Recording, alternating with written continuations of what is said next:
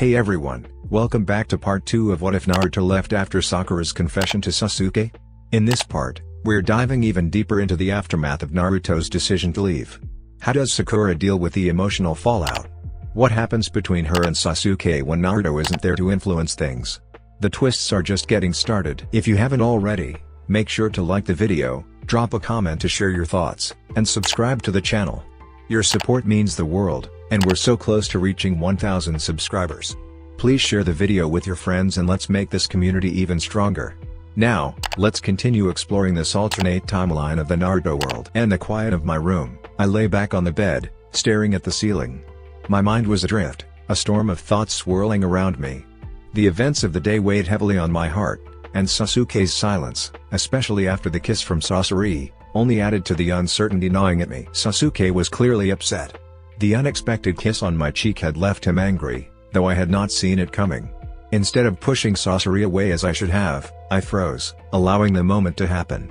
That one decision seemed to have made everything awkward between us on the way home, his silence speaking volumes as it wrapped around us, filling the space where our usual camaraderie once lived. Lying there, I couldn't shake the feeling that I'd missed my chance with Sasuke. My heart ached as I realized that the opportunity to win his love might have slipped through my fingers. I found myself fearing a future spent alone, yearning for him, with no one else to fill the empty space. Even Sasori, with his charm and advances, couldn't stir anything inside me. And my frustration with French lessons only added to the sense that my heart had already made its choice. But then, as I scrolled through the photos on my camera, a small glimmer of hope sparked inside me. The memories of our trips with the photography club, pictures of nature, candid shots with friends, reminded me of the good times. I had captured a lot, but there were some embarrassing moments too, like the duck-face selfies I quickly deleted. Then, I found a photo of Karen posing during one of our hikes, looking like a model. And another shot, one I hadn't expected, a group photo with Ugo, Suigetsu, and the other guys, taken by none other than Sasuke. Despite my attempts, my photos were nothing compared to Sasuke's. His shots were always so much more refined, while mine looked blurry and unpolished. But as I scrolled further, something caught my eye. An image of Sasuke, lost in thought, his gaze fixed on the horizon. He looked so effortlessly handsome, his strong jawline framed perfectly against the backdrop of nature. My heart skipped a beat as I realized that despite my lack of skill, I had captured his essence, his true beauty in a quiet moment. There was another picture, Sasuke sitting by the campfire, his silhouette illuminated by the dancing flames. Even in that simple moment, he radiated an effortless charm. I couldn't deny it anymore, my heart belonged to him. These candid photos only deepened my feelings, reminding me of how much I cared for him. But still, there was the question of how to repair the damage after the incident with Sasori. How could I mend the rift between us, the one I had inadvertently caused? My heart longed for a way to bridge the gap, but I had no idea where to start. In his room, Sasuke lay back on his bed, his phone resting in his hand, its screen filled with unread messages from Sakura. She had been trying to reach him, her texts desperate for some kind of response. But Sasuke was torn, caught between his pride and the raw vulnerability that lingered beneath it all. He wanted to respond, but he didn't know how to express the turmoil he felt. A sigh escaped him, and with a frustrated flick, he tossed his phone aside. He was lost in a maze of his own emotions, unsure how to navigate the confusion that seemed to consume him. Turning away from the texts, Sasuke grabbed his Canon camera. He flicked it on, searching through the photos he had taken. The images were mostly a series of blurry, disjointed shots, a foot here, some sand there. He couldn't understand how his camera had ended up capturing these random moments. But then, amidst the chaos, he saw something that caught his attention, a blurry shot of Sakura and Sasori, laughing together. A flicker of suspicion tugged at him. Could Karen have borrowed his camera? It was a thought he couldn't ignore. As Sasuke continued scrolling, however, something shifted inside him. The frustration began to fade as he came across some of the pictures Sakura had taken at the beach. Her laughter, her carefree spirit, it was also vivid in the photos.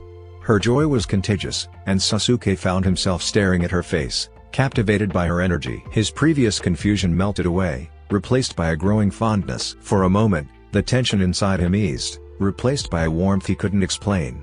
These candid moments of Sakura, of her true self, spoke to him in ways words never could.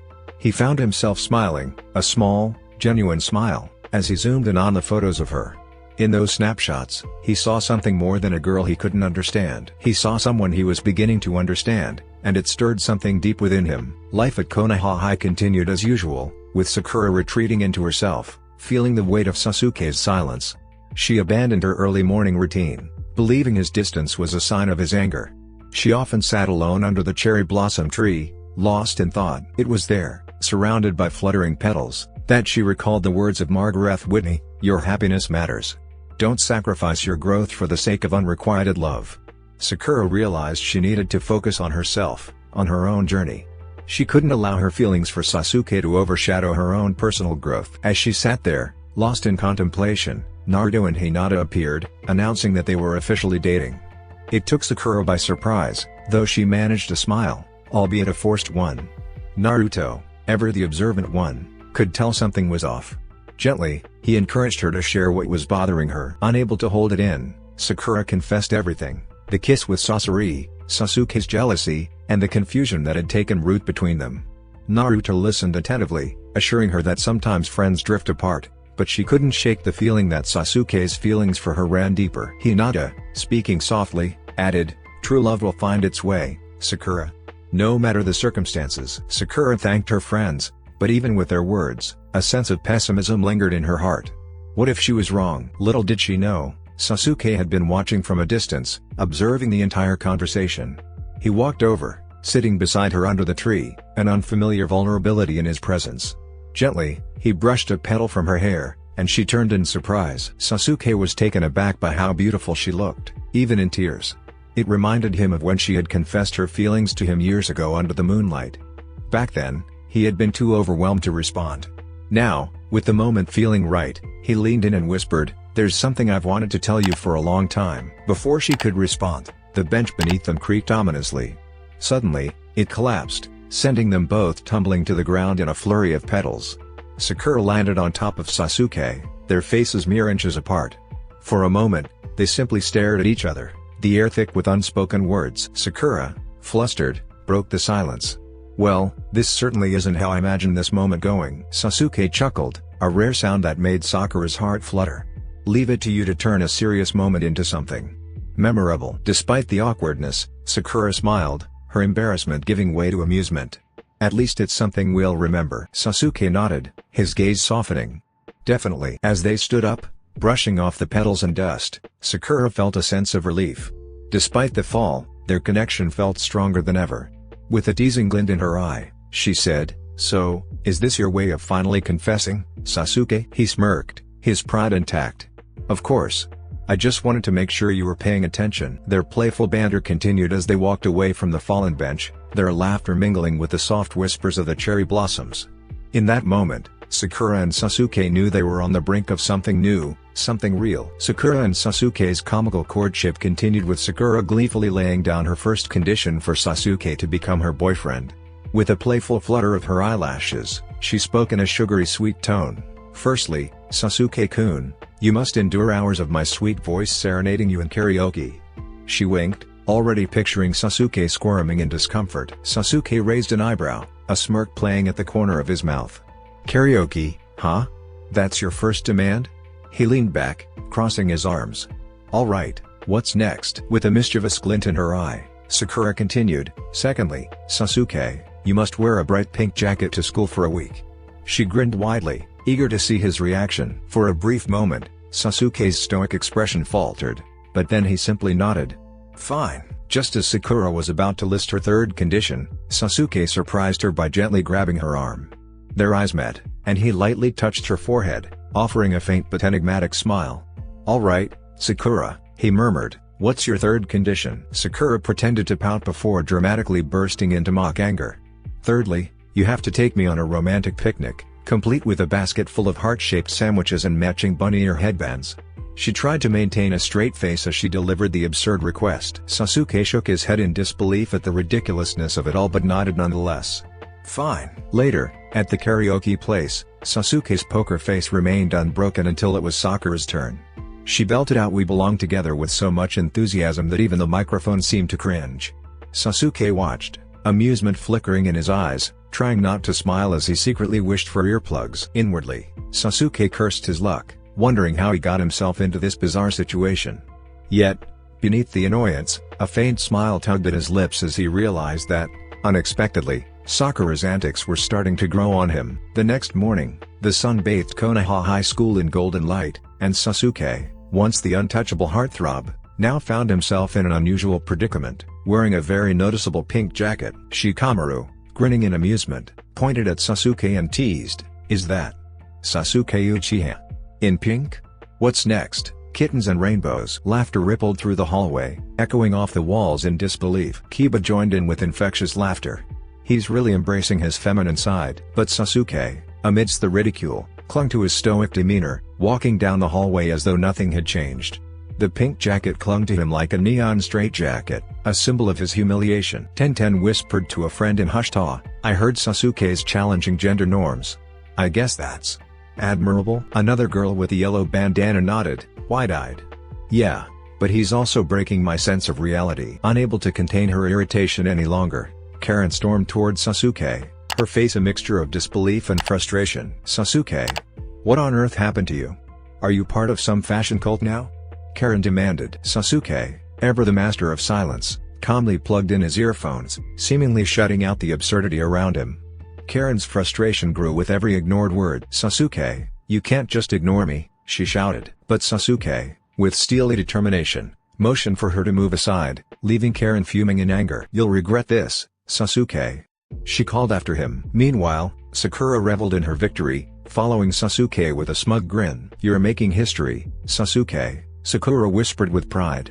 "The first guy in our school to redefine fashion norms." Sasuke muttered under his breath, his voice tinged with misery. "This is worse than I thought." As the day wore on, Sasuke's pink jacket became the talk of the school, with even teachers unable to resist commenting. Kakashi-sensei chuckled, "Sasuke, your fashion statement is certainly bold." Sasuke, as deadpan as ever, muttered, "I'm not sure if it's a statement or a cry for help." The day continued with Sasuke as the unwitting star of the school's most bizarre episode, and students wondered if they had unknowingly stumbled into a surreal comedy, or if Sasuke had truly taken the first steps in breaking fashion norms. After school, Sakura managed to convince Sasuke, albeit reluctantly, to join her at the mall.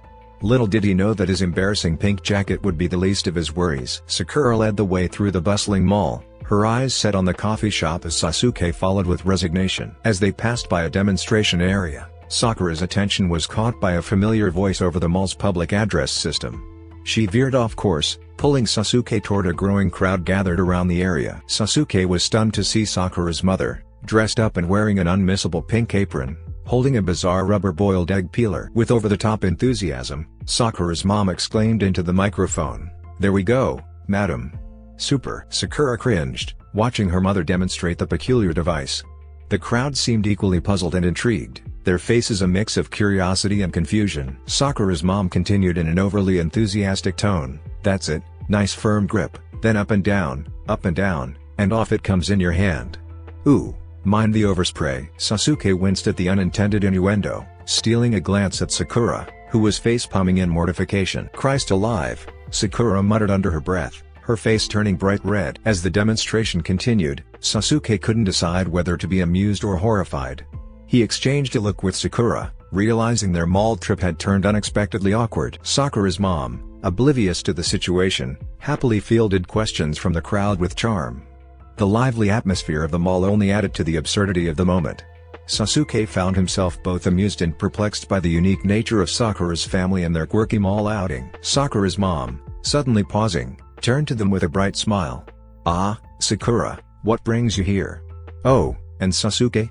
I didn't expect to see you." Both Sakura and Sasuke were left dumbfounded, awkwardly glancing around as the crowd shifted their attention toward them. Just then, a tan, sleek man in his 40s made a dramatic entrance, approaching Sakura's mom and planting a kiss on her cheek. Sakura's eyes widened as she watched, shocked to see her mother being affectionate with this stranger, who seemed more handsome than her father. "Sakura, dear," her mom cheerfully introduced, "this is Julian Watanabe from the Home Shopping Channel. Julian, this is my daughter, Sakura." Julian extended his hand with a flirtatious smile. "Nice to meet you, my dear. You're not looking too bad yourself." Sakura forced a smile, reluctantly shaking his hand, though inwardly she cringed at his teasing tone. Her mother, seemingly oblivious to Sakura's discomfort, continued chatting with Julian. "Well, darling, having children isn't all it's cracked up to be. If I had the chance again, I'm not sure I'd have any. Sakura couldn't believe her ears. Her mother was openly stating that she regretted having children, and worse, she was doing so in front of her daughter. Even my own mother wishes I'd never been born, Sakura muttered quietly. The conversation took an even stranger turn as Sakura's mom lamented her lack of career, power, and a sex life. But now it's the winter of my life, she sighed dramatically, and I haven't actually got anything of my own. Sakura couldn't help but roll her eyes at her mother's melodramatic monologue, though she found herself morbidly intrigued by her words. Julian then made a shocking revelation, telling Sakura's mom that he believed she would make a great demonstrator on his cable show, as his assistant. Apparently, his show was quite popular, though Sakura couldn't help but compare it to the kind of show where overweight people fought their relatives. Sakura's mom glanced at her watch and decided it was time to go. Listen, I must whiz. How are you, anyway? Sakura, still processing the surreal conversation, quipped, going on a date with a visibly single man since I'm not married. Her mother's response was nonchalant. Oh dear. As Sakura watched her mother leave with Julian, arm in arm, her emotions were a whirlwind. She murmured to Sasuke, I feel like I'm dying inside. Sasuke, equally perplexed by the bizarre situation, could only offer her a sympathetic pat on the shoulder. I have no idea what just happened, Sakura, but I know it must be quite the experience. Seated at a coffee shop table in the mall, Sakura and Sasuke sipped on hazelnut lattes and nibbled on croissants. The warm aroma of coffee filled the air as the hum of conversation surrounded them. Sasuke, noticing Sakura staring at her untouched food, teased, you know, those croissants aren't going to eat themselves. Sakura, deep in thought, responded, I can't stop thinking about the possibility of that guy from the show, Julian, being married. She stared out of the window, clearly lost in her own world. Sasuke didn't quite understand but gave a small shrug. Well, if that's what's on your mind, I guess there's nothing I can do. Sakura snapped out of her trance, looking up at Sasuke with an unexpected seriousness in her eyes. What if you were in the same situation? Sasuke, surprised by the shift in tone, blinked, unsure of how to respond. I know your life's a bit crazy, Sakura said, but would you take responsibility for me? Sasuke, slightly taken aback, seemed to think for a moment. His response, though reluctant, came with surprising conviction. I guess I would. Sakura raised an eyebrow. You would? Even though you're so... Well, you? Sasuke, slightly more serious than usual, spoke quietly but firmly. Sakura. If I said I wouldn't, it wouldn't be true. Sakura, her smile softening, nodded, feeling something warm inside at his unexpected words. She didn't say anything more but allowed the silence to settle between them. The following day, as the rivalry between Sasori and Sasuke simmered beneath the surface, Sasori subtly invited Sakura into his sleek, open-roofed car for a one-way ride from school. Sakura agreed, not because she was interested in Sasori, but because she couldn't resist the chance to channel her inner Grace Kelly. As the engine roared to life, Sasori, wearing dark sunglasses, playfully mouthed the sound of the engine's growl, flashing a flirtatious smirk toward her. With a playful twinkle in her eye, Sakura rolled her eyes at Sasori's antics. She stood up in her seat, throwing her arms wide, and theatrically shouted, "Hoo-hoo! Living life in the fast lane, Sasori-san." Suigetsu, walking alongside Sasuke after their photography club session, was completely confused by the sight of Sakura in Sasori's fancy car.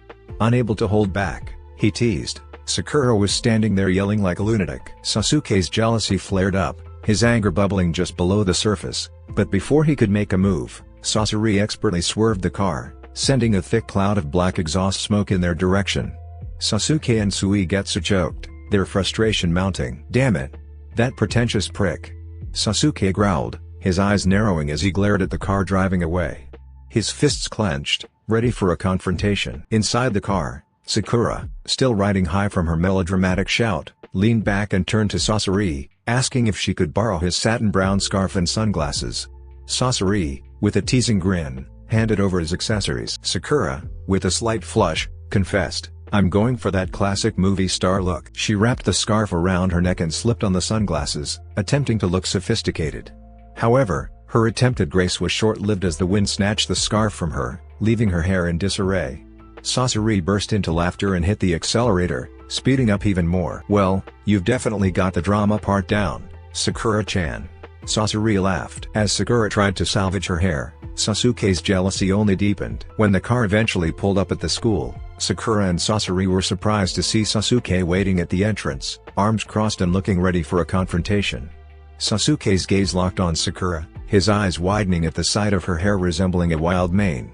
He winced, but Sasori, holding back a laugh, tactfully refrained from mocking her. With a sly grin, Sasori teased, "Sakura-chan, maybe we should fix your hair first." Sakura glanced in the rearview mirror, muttering softly as she caught sight of her unruly hair. "I look like I just wrestled a tornado." That weekend, the photography club organized another outing, this time to Lake Chusanji for a photography expedition.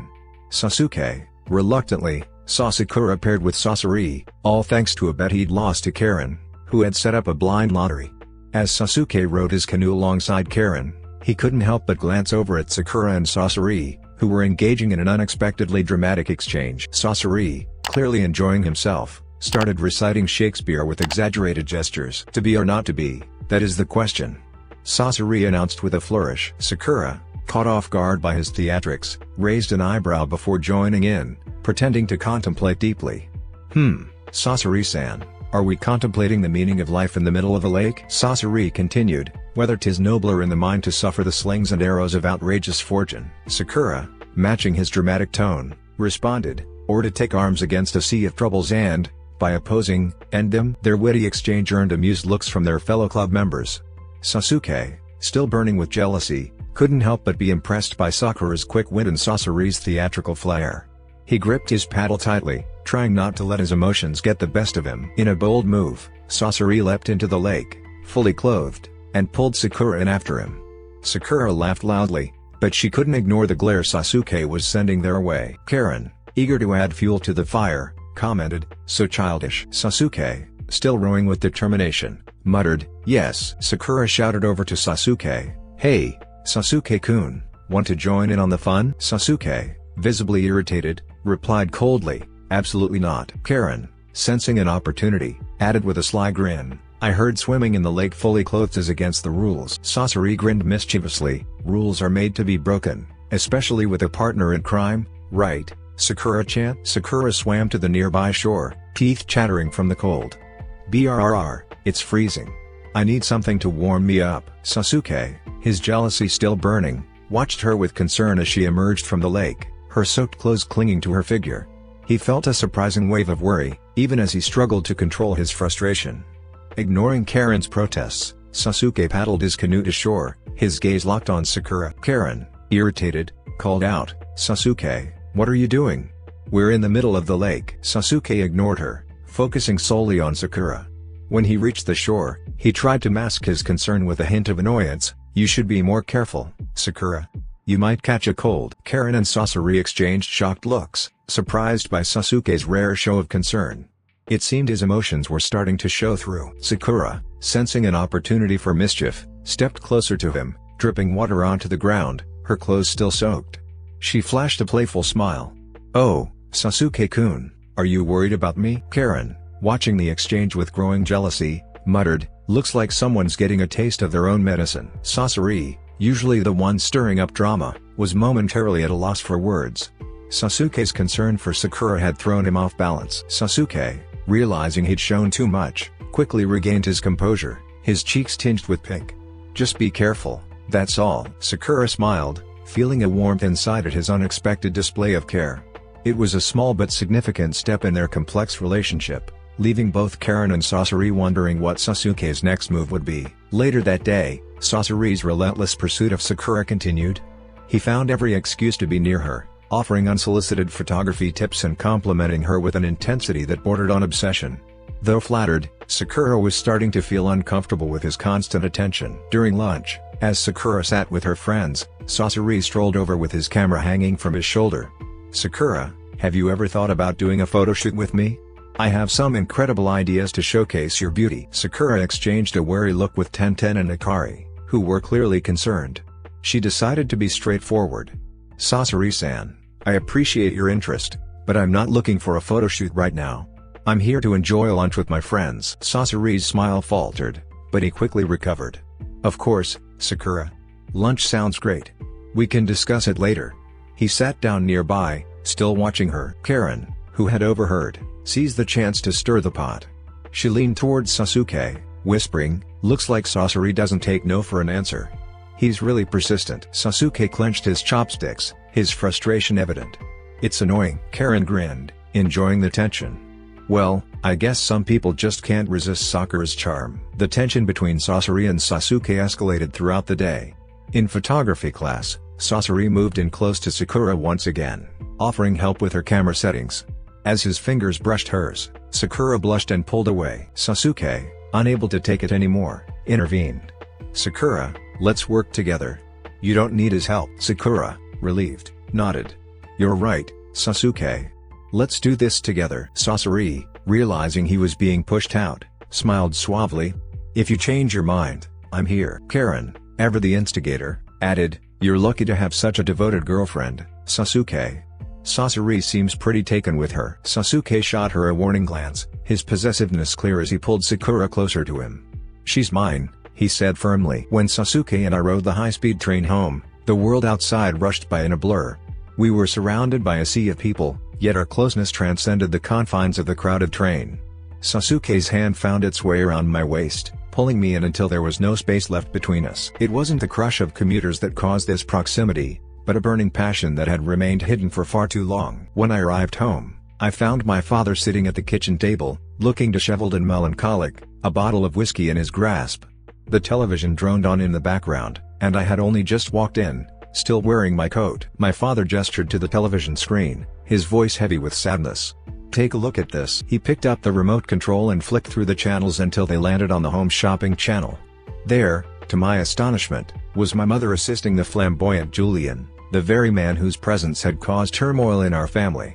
Julian spoke with a velvety voice, showcasing a gaudy pair of earrings. Julian presented confidently, just over a centimeter in size. "These topaz and diamante earrings with genuine lapis lazuli and a mock gold finish are an exact replica of those worn at Wimbledon in 1993 by the Duchess of Kent." My mother chimed in, "And though they're ornate, they're perfect for day wear." Julian nodded with meaning and said, "Absolutely, Mebuki-san." I was left in shock, my heart sinking at the realization that my mother had seemingly moved on with Julian. I stammered, "Wait a minute, has Mama actually moved out?" My father nodded, his eyes welling up with tears.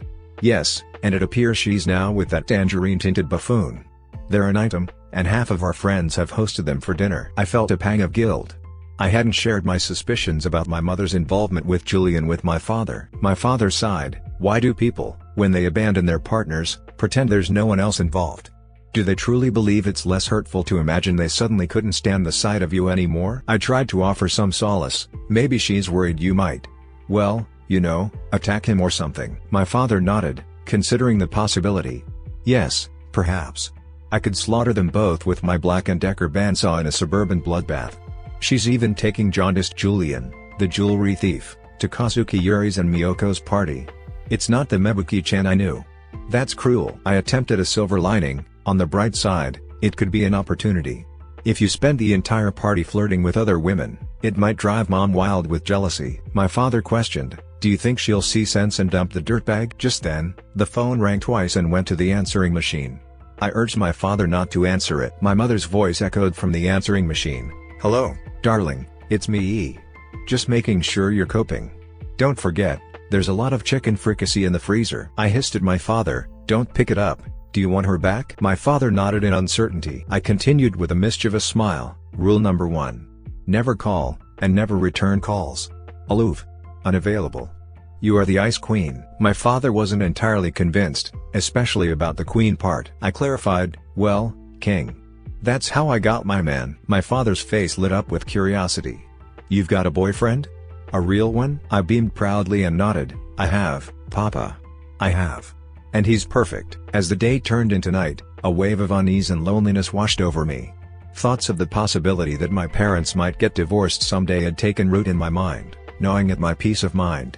Seeking solace, I decided to call Ino, my best friend, hoping to find comfort in her voice. To my dismay, she didn't pick up, and all I got was her voicemail. I began the message, trying my best to sound composed. "Ino, it's Sakura. I really need to talk to you. Something's happened, and I could use a friend right now. Call me back when you can." The unanswered call left me hanging in uncertainty, but I couldn't dwell on it. I needed someone to confide in, and if Ino wasn't available, I had one more lifeline, Sasuke. Summoning all the courage I had, I dialed Sasuke's number. He answered quickly, his voice as calm and collected as ever. "Hey, Sakura. What's up?" However, As soon as I heard his voice, my composure crumbled. Tears welled up in my eyes, and I couldn't hold them back any longer.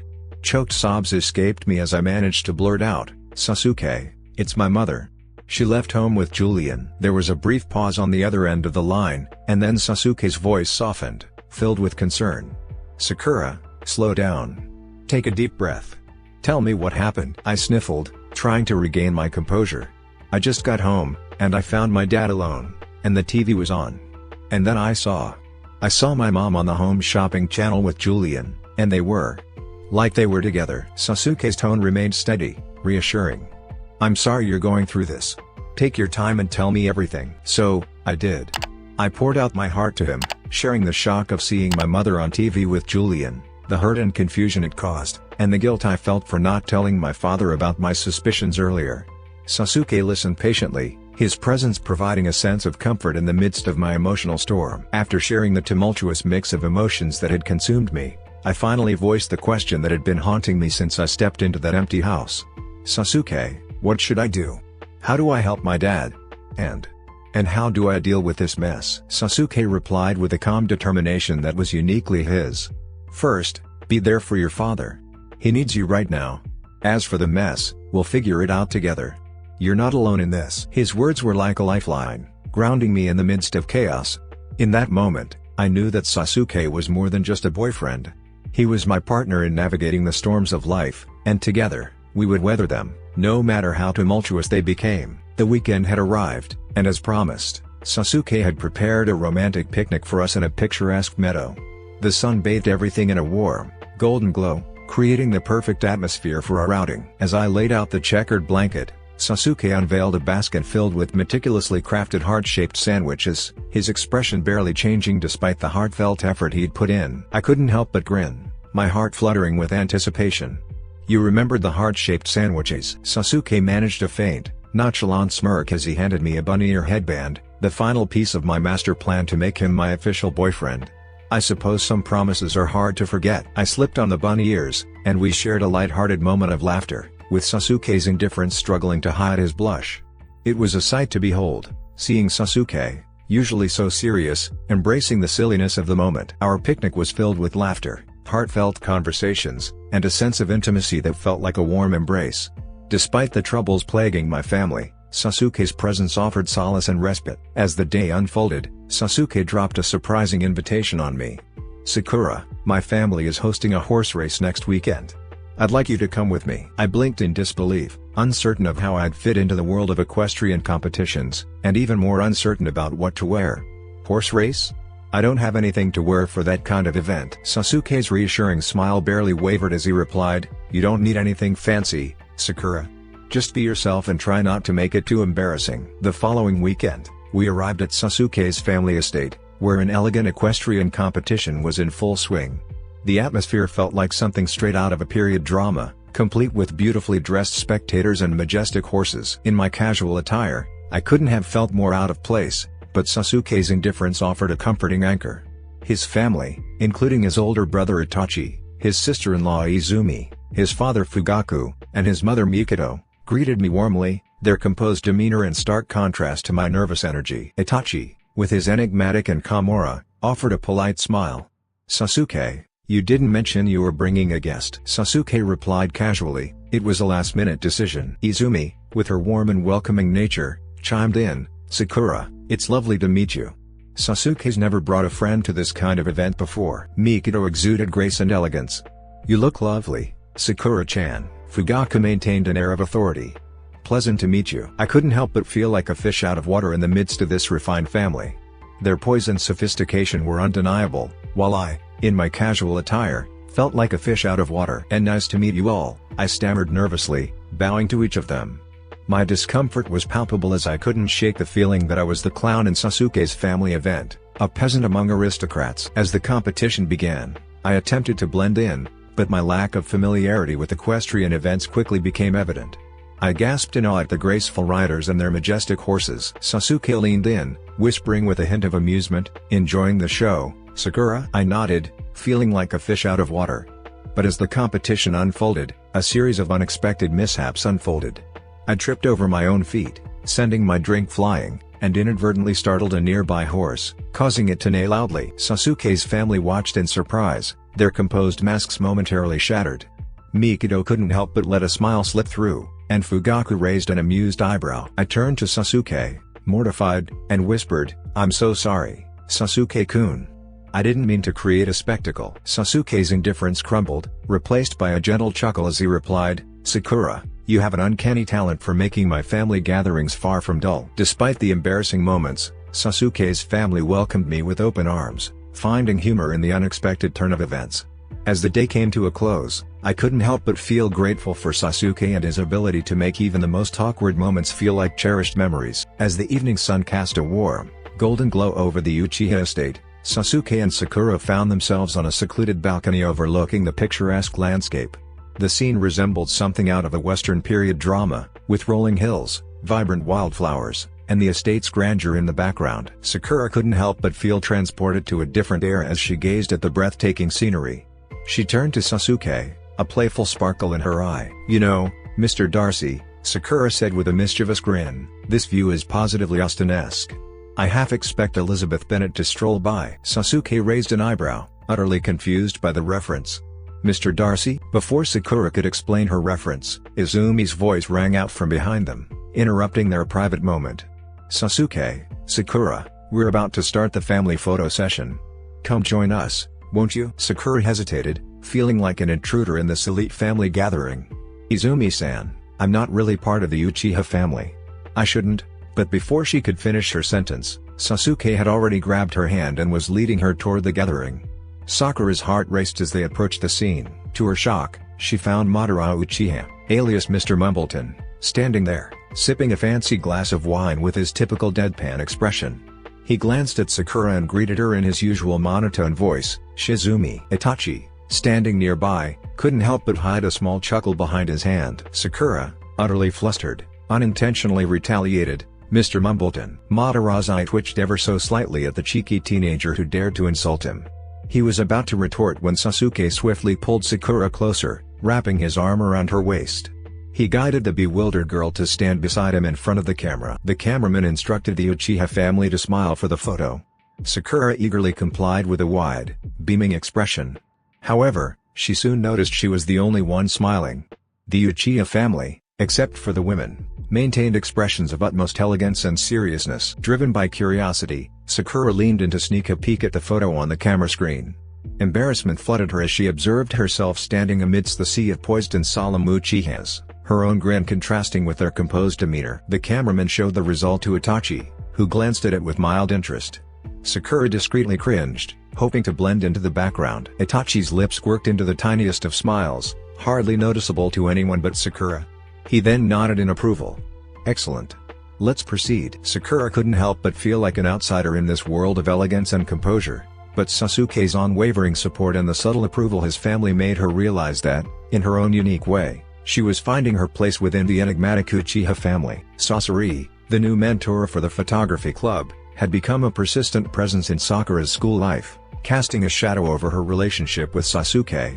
He always seemed to lurk in the background, camera in hand, like a mysterious figure in a film noir. One afternoon, after a photography club practice, Sasori approached Sakura with a sly, enigmatic smile. "Sakura, there's a college party coming up, and it'd be cool if you could join me. It should be a good time." Sakura paused, taken aback by Sasori's unexpected invitation. She replied cautiously, "I appreciate the offer, Sasori, but I'll need to check my schedule and discuss it with Sasuke." Leaning in closer, Sasori spoke with an air of secrecy, his voice a conspiratorial whisper. "No, I have one condition.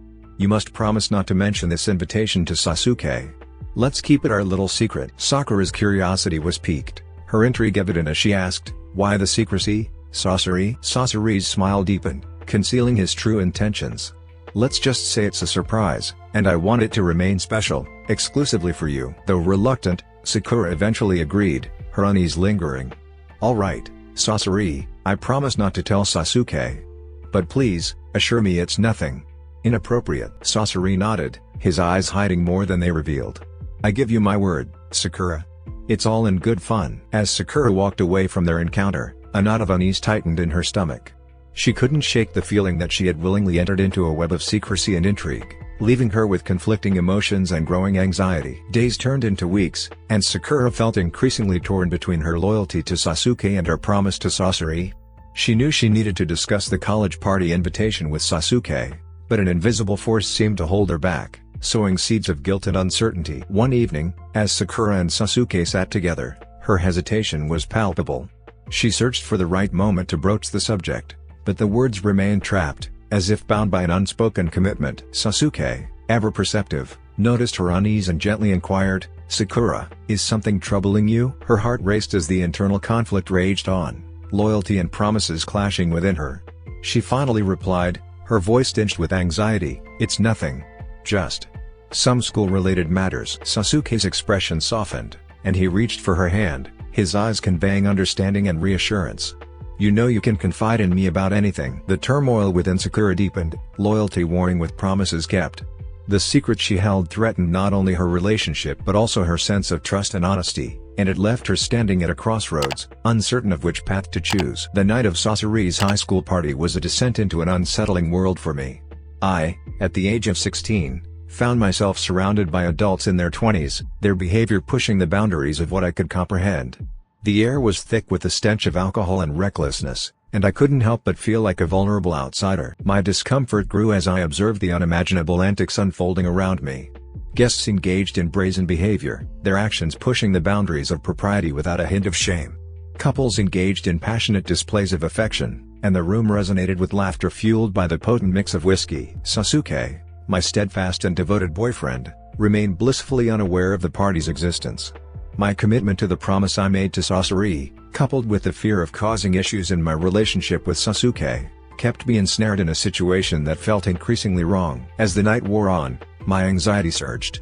I clung to the periphery of the party, watching in disbelief as my peers reveled in a world I couldn't comprehend, a world that seemed miles away from my own reality. Sasori, with his sly and cunning demeanor, approached me, his voice laced with mockery, offering me a drink.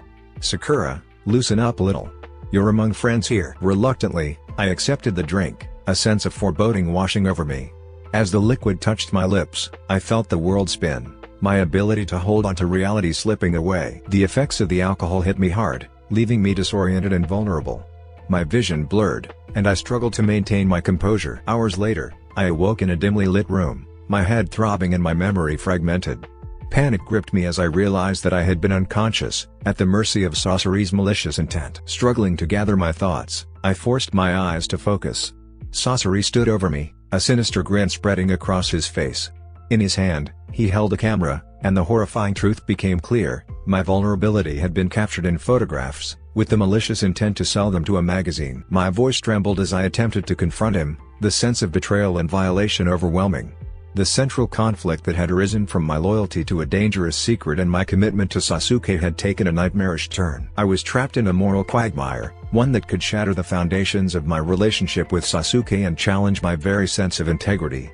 The choices I would make from this point on would define the course of my life, and the battle between my loyalties raged on, threatening to consume me. In the dim, dawning light, consciousness slowly returned to me, like a veil being lifted, revealing the throbbing pain in my head and the disorienting heaviness in my body.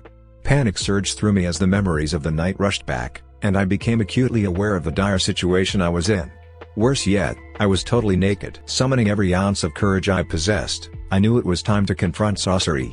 With trembling hands, I reached for the camera in his grasp, determined to snatch it away and put an end to his sinister plans. As my fingers closed around the camera, I mustered the strength to utter, "Sasori, enough. This ends now." Sasori, his cold, calculating eyes locking onto mine, retorted with a sinister grin, "Oh, girl, you have no idea what you've stepped into." The tension in the room crackled like electricity, and I could feel the weight of the moment pressing down upon us, an unspoken battle of wills. But Sasori, fueled by a man's strength, proved to be an insurmountable force. In a swift, ruthless motion, he overpowered me, sending me crashing to the floor. Agonizing pain shot through my body as I fell, my cries of distress echoing through the room. Amidst the chaos, our labored breaths filled the room, and I cried out in a mixture of desperation and defiance, "You won't get away with this, Sasori." Sasori's face contorted into a malicious sneer, his voice dripping with malevolence as he taunted me, "Oh, but I believe I already have." Desperation clawed at my throat, and I screamed for help, my voice trembling with terror. The realization washed over me like a suffocating wave. I was trapped in this room with Sasori, and I had no idea how long this nightmare would last. With an overwhelming sense of dread, I reached out once more, my trembling fingers aiming for Sasori's pocket. I hoped to find his phone and call Sasuke for help, to signal my distress through the ether. But Sasori, quicker and stronger, seized my hand, thwarting my attempt to reach his phone. I gasped, horror settling in as I realized the gravity of my predicament. Fear surged, intensifying with every passing moment. Sasori loomed over me like a menacing specter, his presence seemingly inescapable. Just as I felt hope slipping through my trembling fingers, a distant sound pierced the chaotic atmosphere, a series of loud, persistent rings. It was my phone, calling out to me like a lifeline. I knew it had to be my dad or Sasuke, desperately trying to reach me. "Sakura, you stupid bitch." Sasori's frustration flared, his anger palpable, and in a fit of rage, he seized my phone, wrenching it from my grasp and hurling it with brutal force until it collided with the wall, the battery flying out. I was left in shock and despair, my worst nightmare unfurling before my eyes. Trapped and vulnerable, all I could do was hope, with every fiber of my being, that someone, somewhere, would hear my silent cry for help and come to my rescue before the darkness swallowed me whole. The nightmarish ordeal with Sasori had left me shaken and terrified. As he dropped me off in front of my house, he leaned in, his voice dripping with malice, and issued a chilling threat. "Remember, Sakura, if you ever breathe a word of what happened last night to Sasuke or anyone else, those pictures will be all over the internet, and he'll receive a special package too." Tears welled up in my eyes as the gravity of his threat sank in. I felt helpless and cornered, a pawn in Sasori's cruel game. I couldn't believe how naively I had walked into this trap, oblivious to his sinister intentions. He, an adult, should have protected me, but instead, he had taken advantage of my innocence. My trembling hands fumbled with the door, and I stumbled into the living room, my body shaking with sobs. My father, who had been frantically worried about my absence, rushed toward me, his face etched with concern. "Sakura," he exclaimed, engulfing me in a tight, reassuring hug. "Where have you been? I've been calling you repeatedly, and I even thought about calling the police." I clung to my father, my tears staining his shirt as I muttered, "I'm so sorry, Papa. My phone. It's broken." My father's eyes softened as he continued to hold me close. "You're home now. That's all that matters. We were all worried sick about you." The mention of we sent a fresh wave of guilt crashing over me. My father, out of concern for my safety, had even contacted Sasuke, who had joined in the search for me despite the late hour, his efforts yielding no results. My heart ached as my father reached for his phone, intending to call Sasuke and let him know that I had returned home safely. But the guilt of keeping this dark secret weighed heavily on me, and I couldn't bear to let my father make that call. Tears streamed down my face as I finally confessed, my voice quivering. "Papa, please don't call Sasuke. I can't let him know what happened. It's my fault. I made a terrible mistake." My father's brow furrowed with concern as he held me tighter. "Sakura, whatever it is, you can tell me. We'll figure this out together." The weight of my secret bore down on me, and I knew that I couldn't keep this burden hidden for long. But for now, all I could do was hold on to my father and pray that someday I would find the strength to confront the darkness that had infiltrated my life. The tension in the room was thick, suffocating, as the sound of a car engine in the distance heralded an unexpected arrival. The door swung open, revealing my mother, who had just returned from yet another business trip with Julian, her flamboyant companion. My father couldn't help but mutter a snarky comment under his breath, his patience worn thin by my mother's frequent absences. "Ah, the prodigal wife returns," he remarked, his words tinged with sarcasm that lingered in the air. "My dear, I could use some rest," my mother said casually, seemingly indifferent to my father's comment. "After that, I plan to pack my belongings. I've made the life-altering decision to move out of our home, and I don't know for how long." My father's face contorted with shock and disbelief, and he couldn't help but confront her about the sudden and heartless announcement. "What's gotten into you, Mebuki-chan?" My father's voice quivered with a mixture of anger and hurt as he demanded an explanation. My mother, with an air of indifference that sent shivers down my spine, replied, "I'm tired of being a housewife, Kazashi. 18 years of no career and a less than incredible sex life is enough. I want a life where I don't have to be burdened with a child." My father's bewilderment deepened as he tried to comprehend the enormity of my mother's decision. He desperately searched for understanding, his voice heavy with regret.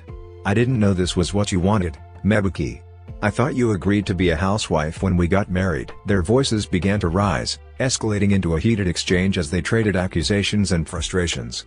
My father, his face etched with sorrow, dared to ask the most painful question of all, "Do you still love me, Mebuki? Do you still love our daughter?" My mother's response was callous, her indifference cutting through the air like a knife. "I lost love for you a long time ago, Kazashi. And I believe you can take care of our daughter better than I can." I watched in disbelief as the intensity of their fight transformed into something reminiscent of a childish quarrel from a romantic comedy movie. Their fierce exchange had taken a turn I could never have anticipated. My mother, with unwavering determination, fired the first shot. "I won't stand for this any longer, Kazashi. Your jealousy and constant suspicion have driven me to the brink of insanity." My father, not one to back down, retorted with a mixture of frustration and disbelief. "Jealousy? Insanity? You're gallivanting around the world with that charlatan, and you have the audacity to accuse me?" Their bickering continued, each line more exaggerated than the last, until it almost felt like a scripted performance. My mother, throwing her hands up dramatically, exclaimed, "I deserve to be happy, Kazashi. Julian understands me in a way you never could." My father, his face red with anger, shot back, "Happy? You call this happiness, Mebuki?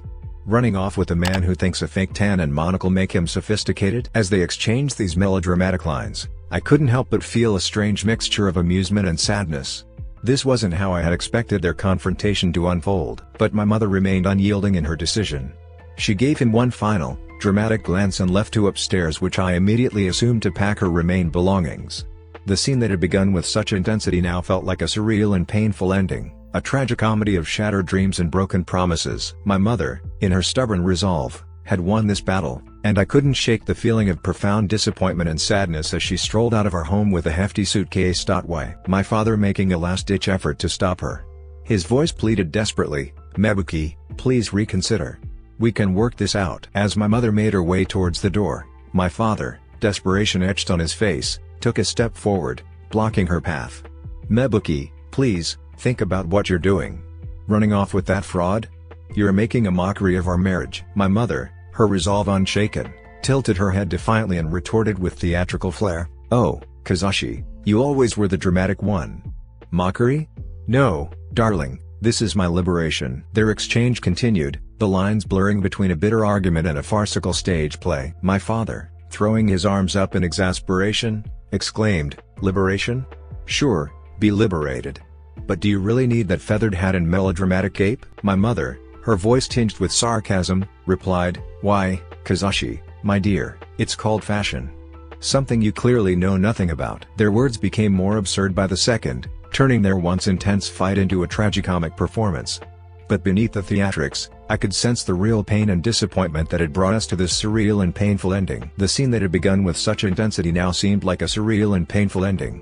As my father watched my mother leave, the weight of the impending divorce hung heavily in the air, a testament to the shattered dreams and broken promises that had brought us to this heart-wrenching moment. As the days passed, the shadows of my secret grew heavier, and I couldn't shake the fear that had taken root in my heart. I had become a stranger to myself, burdened by the weight of my silence. Sasuke couldn't ignore the change in me any longer. I had avoided his calls and messages, and when I finally showed up in class, I must have looked like a different person. My face was pale, and the exhaustion in my eyes was unmistakable.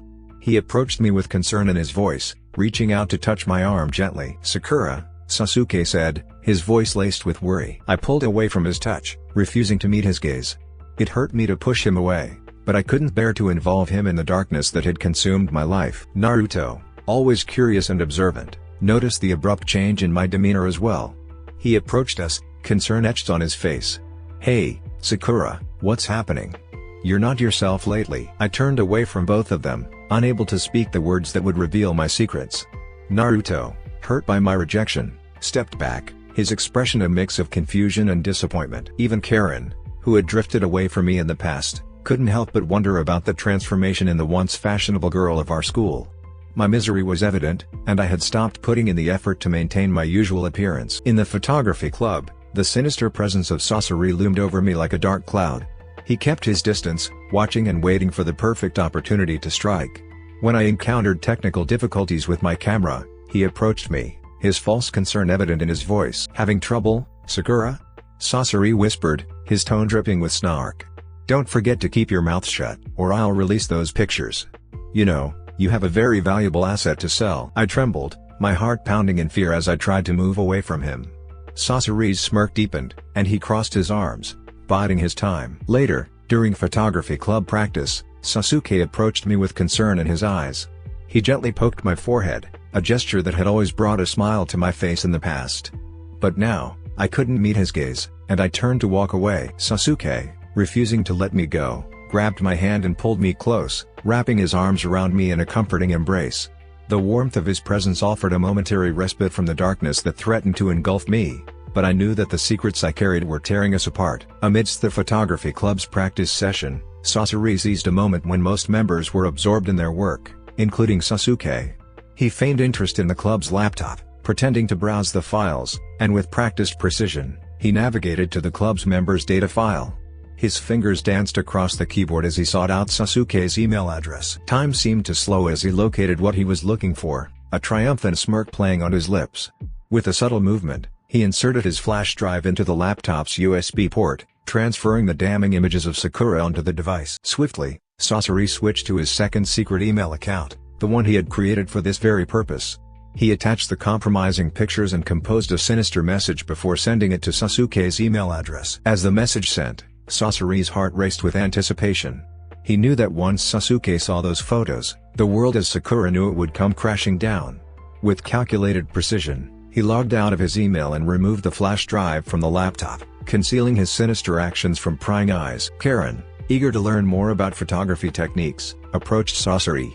To the outside world, he appeared as he always did, knowledgeable and helpful, with no hint of the dark secrets he harbored. As the days passed and Sakura's suffering continued, Sasuke's frustration and worry grew. He couldn't bear to see the girl he loved in such agony, but Sakura's unwillingness to open up left him feeling helpless. One day, as Sasuke was checking his email on his laptop, he noticed a new message with an attachment that sent shockwaves of fury through his veins. The subject line read, "A secret I bet you didn't know." His heart pounding, Sasuke opened the email, and his eyes widened in disbelief and rage.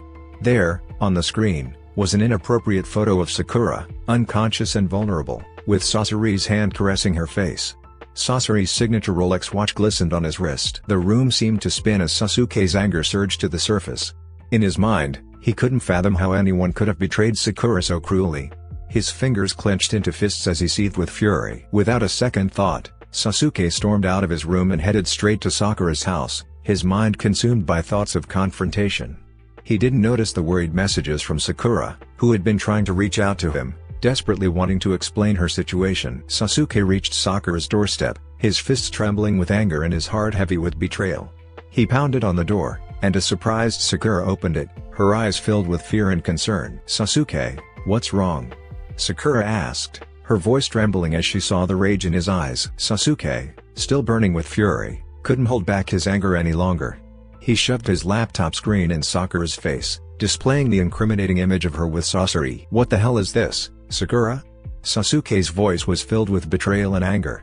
"Explain yourself." Sakura's eyes widened in shock as she saw the image, and she stepped back, her hands trembling. But it didn't take long for her to realize what had happened. She had seen enough of Sasori's manipulation to understand his twisted games. "Sasuke, it's not what you think," Sakura pleaded, her voice shaking with desperation. "I swear, I didn't send that photo. It's Sasori. He's been tormenting me, threatening to release those pictures." Sasuke, still blinded by anger, couldn't see past his own rage. He lashed out, wrongly directing his fury at Sakura. "How could you let this happen? How could you put yourself in this situation?" Tears welled up in Sakura's eyes as she tried to explain. "I didn't want any of this. I didn't have a choice." But Sasuke, in his blind rage, turned away from her and stormed off, leaving Sakura broken and betrayed on her doorstep. Unbeknownst to Sasuke, the true villain, Sasori, was still lurking in the shadows, manipulating the situation to his advantage. The puppeteer's web of deception was far from unraveling, and Sakura was left to face the consequences of his cruel games alone. As Sasuke stormed away from Sakura's house, his heart heavy with anger and confusion, Sakura watched him retreat with tears streaming down her face. She felt utterly defeated, betrayed not only by Sasori's manipulations but now also by the one person she thought would always be by her side. Inside the dimly lit room, Sakura slumped onto her bed, her shoulders trembling with sobs. She knew she needed to explain the truth to Sasuke, but she also understood that her secrecy and Sasori's cunning had pushed him to the brink of frustration and anger. Hours turned into a sleepless night as Sakura replayed the events in her mind, desperately searching for a way to prove her innocence. She couldn't let Sasuke's trust in her crumble, not after all they had been through together. Meanwhile, Sasuke had retreated to his own room, his thoughts a turbulent mix of anger, confusion, and regret. He couldn't deny the love he felt for Sakura, but the shocking image on his laptop had clouded his judgment. He stared at his phone, contemplating whether to call Sakura and demand an explanation. But pride and anger held him back, and he couldn't bring himself to dial her number. The hurt ran too deep, and he felt that he needed time to sort through his emotions. At the same time, Sakura found herself shedding tears as she drifted off to sleep, her heart heavy with the realization that she had lost Sasuke's trust. She knew that the true battle against Sasuke's manipulation had only just begun, and she was determined to prove her innocence and reclaim the love she had feared slipping away. In the aftermath of the manipulated photo incident, Sakura and Sasuke found themselves trapped in a painful silence, their once loving relationship fractured by doubt and mistrust. Sakura, heartbroken and feeling misunderstood, confided in Ino, her best friend. Ino, always one to offer blunt advice, tried to comfort her. "Sakura, you need to talk to Sasuke. He loves you, and he needs to understand the truth." Sakura sighed, her voice laced with sadness. "I tried, but he wouldn't listen. He's so angry." Ino's face hardened with determination. "Well, if he won't listen, make him listen. You two are meant to be together, and you can't let some manipulative creep ruin what you have." Meanwhile, Sasuke confided in Naruto, his closest friend. Naruto, known for loyalty, encouraged Sasuke to sort things out with Sakura. "Sasuke, don't let anger and pride get in the way of your love. Talk to Sakura and find out the truth." Sasuke's expression wavered between guilt and stubbornness. "I know, but I just can't believe she'd let something like that happen." Naruto placed a reassuring hand on Sasuke's shoulder. "Trust her. She loves you. You've been through too much together to let this break you." Sasori, still relishing in his sinister game, approached Sakura one day while she sat on a bench in the schoolyard. His voice dripped with malice as he taunted her, "Enjoying your little drama, Sakura? You'll never be rid of me." Sakura, her eyes blazing with defiance, snapped back at him. "You won't win, Sasori. I'll find a way to expose your lies." Sasori chuckled darkly, reveling in the chaos he had sown. "We'll see about that." The battle for Sakura and Sasuke's love and trust raged on, with Ino and Naruto acting as the voices of reason, urging the two lovers to overcome their pride and doubts. And amidst the manipulation and deceit, the true strength of their bond would be put to the test. In the midst of her heartbreak, Sakura found solace in watching movies from the 1990s, particularly those starring Julia Roberts. She observed scenes where Julia Roberts' character begged her love interests to listen, only to be left behind, much like her own situation. Lying on the sofa with disheveled hair, she absent-mindedly munched on a snack, lost in her thoughts on a Sunday morning. Her father, who had gone for a walk to clear his mind from troubles caused by her mother, returned home and sat down beside her.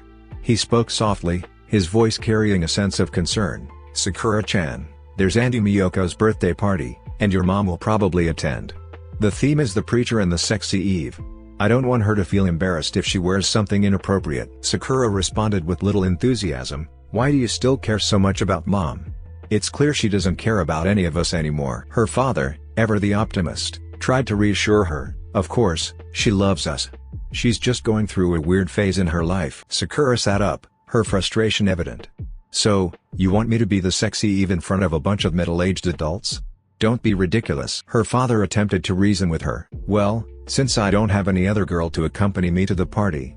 But don't worry, maybe this is a chance for me to talk to your mom and make our relationship work again." Sakura hesitated for a moment, then made a condition. "Okay. But Papa, promise me you'll be the Ice King and flirt with the sexiest Eve at the party. Make Mom jealous and reconsider leaving Julian." Sakura and her father arrived at the party dressed as the preacher and the sexy Eve, unaware that Miyoko had changed the costume theme at the last minute. To their surprise, everyone else was dressed in more laid-back formal clothes. Sakura's revealing attire immediately drew attention. Uncle Jiraiya, always one to tease, couldn't resist making a comment. "Oh, my little Sakura. Long time no see.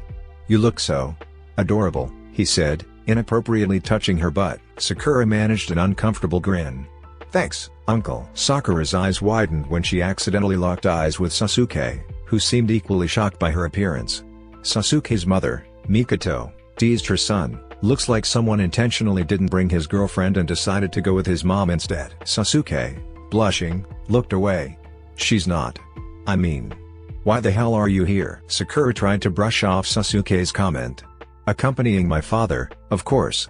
Just like you're following your mom like a puppy. As they continued to bicker, they noticed Sakura's father attempting to flirt with Miyoko, who was dressed somewhat revealingly, albeit in a casual gown. Unbeknownst to them, Sakura's mother and Julian watched Sakura's father from a distance. Sakura's mother shook her head in disbelief. I can't believe Kazashi is flirting with another woman, especially one who just got a breast implant last week. Julian replied mockingly, well, darling, I don't know what made you decide to marry him. Sakura's mom playfully smacked Julian's arm. Oh, don't be mean. He's probably just seeking attention. As Sakura's mom and Julian headed to the food table, Sakura's father watched them, his expression filled with sorrow amidst the sea of people at the party. The tangled web of relationships and misunderstandings continued to unravel, creating a drama-filled atmosphere at the event. Sasuke had patiently awaited the right moment to talk to Sakura, to convey his apologies and attempt to mend their strained relationship. However, as he contemplated his approach, Sakura abruptly excused herself, addressing Sasuke's mother, Mikoto, while pointedly ignoring Sasuke's presence. Her urgency to find her missing father was evident. Amongst the meticulously trimmed topiary hedges, Sakura detected a swirl of smoke that ignited her curiosity. She decided to follow the whimsical trail and soon stumbled upon her father, seated alone upon an ornamental toadstool with a cigarette between his fingers. With a faint smile, Sakura addressed him, "Hey, Papa. Managed to make Mama jealous yet?" Her father, marked by a touch of disappointment, shook his head, "Not yet. Miyoko left me in shock, even when I merely winked. Thank God I refrained from dressing as a pope." In a distant corner, Nagato, the notorious relative, resided, bedecked in the elaborate attire of the archbishop. Sakura couldn't help but notice that her father had been shedding tears. Sakura, overwhelmed by guilt, spoke tenderly, "Papa. I'm sorry." Her father, taking a deep breath, confessed his sorrow, "The way she looked at me. It's more like she judged me rather than loved me." In an attempt to reassure him, Sakura offered comfort, "But she truly loves you. Both of you love each other. This is merely a temporary setback." Her father, however, had a more pessimistic perspective. "Is it? I'm uncertain. Let me share my viewpoint. You meet someone, a mix of lust and tenderness defines your love, and you think it's true. After marriage, the true nature of both parties is revealed, and you face their flaws and yours. Eventually, feelings turn into a mix of understanding, or, in fortunate cases, something like rueful camaraderie. And you find yourself with two choices, starting over with someone else or sticking with what you've got and hoping to age with a bit of dignity. That was my plan, you see, before recent events. A tad overly optimistic, I must admit." Sasuke, having searched earnestly for Sakura, finally located her engaged in a poignant conversation with her father. His hesitation led him to make the decision to grant them space and privacy. "Hello there, young man. Your presence here is quite the surprise." Sakura's father addressed Sasuke with a faint but welcoming smile. Sasuke approached cautiously, aware of the intimate moment. "Oh, it appears that Miyoko apprised you of the dress code alteration. Fortunately, you aren't left here in solitude, hiding like that gentleman," Sakura's father teased, referring to Nagato, who blushed with embarrassment. Sasuke remained composed and responded, "Indeed. I brought my mother along." Sakura's father cast a quick glance at Sakura, who signaled for him to halt the conversation. "Apologies for interrupting your conversation with your daughter, Mr. Haruno.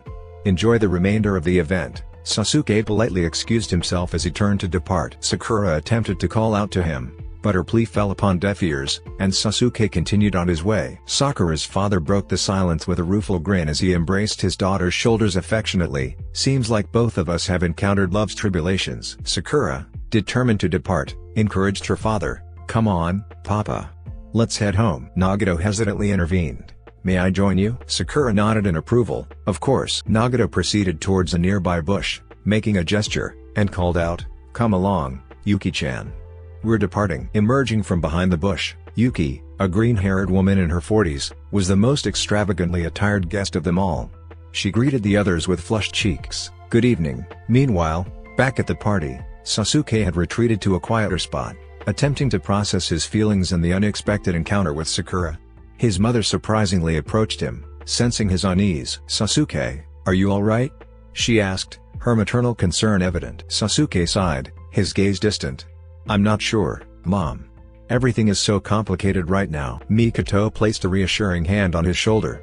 "Relationships often are, Sasuke. But it's important to communicate and work through the difficulties. If there's something on your mind, you should talk to Sakura." Sasuke nodded, realizing the wisdom in his mother's words. "You're right, Mom." Mikado smiled warmly. "That's my boy. Just remember, love can endure many challenges if you both are willing to fight for it." "But how?" Sasuke seemed frustrated. "She was. I don't know. Stupid. Why did she trust that dumbass so much? Now I have her photos, very inappropriate ones. What if Sasori sent them to everyone at school? What will happen to her then?" Mikado looked at her son with wide eyes. "Sasuke, what are you talking about?" Sasuke looked away, his anger palpable. "Sakura slept with Sasori, the college guy who became our guest photography mentor." Mikado took a seat beside her son, concern etching her features. "Sasori? The same Sasori who's friends with your brother? That's highly unlikely, Sasuke. I've known the Haruno family for a long time, and I believe Sakura is a good girl." Sasuke sighed again, his turmoil evident. "That's what I've been trying to believe, Mom. But I don't know. She was missing for 3 years and suddenly came back from New York, looking very pretty. All the guys can't take their eyes off her every single day. She clearly tries to get their attention, wearing black stockings and lifting her skirt. And now, she's wearing a revealing costume." Mikado looked at her son with shock, realizing the depth of his emotions. She had never seen him speak so openly before. It was clear that Sasuke had been hiding these feelings for a long time. Concerned, she touched his hand, offering reassurance. "So, she is pretty?" Mikado teased, attempting to lighten the mood. Sasuke's cheeks flushed with embarrassment at his unintentional admission. "Forget it, Mom." "Oh, my little boy. You've grown up." Mikado gently caressed his head. "But, sadly, you're a bit cold-hearted and arrogant, just like your father." Mikado then looked at him more seriously. "Listen, dear, remember that Uchiha men are men of honor. You should face the problem and not run away from it. Go talk to her. If she's already gone home, then call her or go to her home." Sakura sighed deeply. "But why is it so difficult?" Mikado smiled knowingly. "Because you don't allow yourself to show your vulnerability to anyone, and that's your problem." The following evening, Sasuke decided to visit Sakura's house, feeling compelled to clear the air between them. However, he was taken aback when Sakura's father, Kazashi, opened the door. "Oh, hi there." Kazashi greeted Sasuke with a polite smile. "Sakura?" Sasuke blurted out Sakura's name immediately, his impatience evident. Kazashi appeared surprised. "Oh, what a surprise. I thought she went with you," he said with curiosity. Sasuke raised an eyebrow and shook his head. "No." Kazashi's curiosity got the better of him. Actually, what the hell happened between you two? Would either of you care to tell me?" Sasuke, growing increasingly impatient, needed to find Sakura and resolve their issues. "Sorry, but can you tell me where she is now?" Kazashi pondered for a moment. "She said she was going to get some fresh air, but I don't know where she went." "Okay, thank you," Sasuke replied swiftly before departing, not engaging further in conversation. Kazashi slouched a bit, feeling disappointed. "I thought he might be interested in joining me for a few beers." Sasuke, now feeling truly puzzled and frustrated, decided to call Naruto for advice. Meanwhile, Naruto was having a meeting with Sakura, Ino, Sai, and Hinata at a nearby cafe when he saw Sasuke's name light up his phone's display. "Naruto, don't," Ino cautioned, shaking her head firmly. "But why? Sasuke is still my friend too. I mean..." Naruto tried to reason. "No," Ino insisted. Sai, who was feeling perplexed, chimed in, "Could someone please explain what's going on?" Ino playfully smacked his arm. "Just don't get involved." "Listen, Sakura," Ino began, turning her attention back to her friend. "Starting tomorrow, dress more formally and conservatively, so people take you more seriously. Then, muster up the courage to confront Sasori. Threaten to expose his actions to the school principal. Don't back down. Think of yourself as Wonder Woman." "But how? I don't even have any evidence," Sakura replied, her optimism waning. Naruto inadvertently blurted out information Sakura wasn't aware of, "But Sasori sent those photos to Sasuke, I think." "Really? Oh, it makes sense now why Sasuke got so mad at you, Sakura," Ino seethed with anger. "That Sasori bastard. This was his intention all along, to drive you and Sasuke apart so he could take advantage of you." Sai chimed in with disdain. "That's horrible. Seriously," Hinata suggested. "Oh, Sakura, you should talk to Sasuke immediately. He must be very confused." "I tried. But..." Sakura looked downcast. "He didn't want to listen." "Don't," Ino vehemently interrupted. "Not yet. You should play hard to get first, raise your own value, and act as though you're saying, catch me if you can. That's how you deal with a man with an ego as big as Sasuke's. Poor Sasuke, Naruto mused, concern in his voice. But what if he changes his mind and decides to talk to Sakura? Don't care, Ino stated firmly. Listen, as a woman, you should never lower your standards for a man. Make sure that other men, who are more handsome than Sasuke, are attracted to you. Perhaps pretend to hang out with someone from outside your school? Sakura sighed in resignation. That's what I suggested to my father when my mom cheated with her TV presenter partner. And it failed horribly. All I need is suggestion to how to kick Sasuke's ass. Then just kick his ass, Naruto suggested straightforwardly, thinking like a man. No. Girls are different. We should use our brains, not our muscles. Think about it, Sakura, Ino intervened. That's what I'm doing right now, Sakura replied, visibly exhausted. What's next? Ino leaned in closer to Sakura and whispered her ideas to embarrass Sasuke in front of everyone and expose him as a harasser. The others at the table exchanged puzzled glances. What is it? Please tell me. Naruto couldn't contain his curiosity. Thanks, Ino, Sakura grinned confidently. Thank goodness I have a smart brain. Sakura, Naruto, Hinata, Sai, and Ino had just parted ways at the cafe, exchanging their goodbyes. Since the two couples were heading home together, Sakura found herself walking alone. Lost in her thoughts, she strolled down the pedestrian street, unaware of what was about to happen. Suddenly, a familiar voice called out to her from behind. Sakura! Panted Sasuke, racing towards her, his breath heavy. Jeez. Why are you running? Sakura teased, attempting to feign indifference. Sakura. Could we talk for a while? Sasuke said with determination. Sakura remembered Ino's advice to play hard to get, so she continued walking, and as expected, Sasuke followed her. It wasn't until Sakura noticed that she was crossing the street against a green light that she realized something was amiss. Before she could react, a taxi came dangerously close to hitting her. Sakura, caught off guard, didn't react until Sasuke, in a typical romantic movie fashion, swept her into his arms, saving her from the oncoming vehicle. However, the moment turned comical as Sakura's head accidentally bumped into a nearby lamppost. Sasuke's arm was slightly bruised, and he struggled to get up from the ground with Sakura's weight on top of him. Arg. Arg. Sasuke, what the hell are you doing? Sakura groaned, clutching her forehead, which was now bleeding. Sakura. You're heavy, Sasuke hoarsely replied as he tried to free himself from her. Realizing her mistake, Sakura immediately rolled to the side, allowing Sasuke to breathe freely once more. Sasuke. My head hurts. It's painful, Sakura muttered, feeling a bit dizzy. I need to go home. Sasuke, shocked to find Sakura's forehead bleeding, reached out to touch it. Sakura. There's blood. Sakura gasped, suddenly becoming dramatic, fearing the worst. She thought she was going to die. Sasuke quickly retrieved his handkerchief from his jeans pocket and tried to stop the bleeding. Here, hold this until we get to the nearest hospital. Sasuke-kun. Why is your face so blurry? Sakura blinked her eyes in confusion. Oh no, Sasuke panicked. Don't be dramatic, Sakura. In Sasuke's arms, Sakura suddenly fainted. He looked around at the bustling street, reluctant to seek help from strangers. Oh god, you are such a nuisance, Sasuke muttered under his breath as he gently cradled Sakura. You really need to stop being so careless, Sasuke yelled and waved down a passing taxi. Stop. I'm not doing anything illegal. This girl just fainted in my arms, he explained bluntly as he entered the cab, the driver eyeing him incredulously due to the blood on Sasuke's coat. Oh okay. Where are you headed?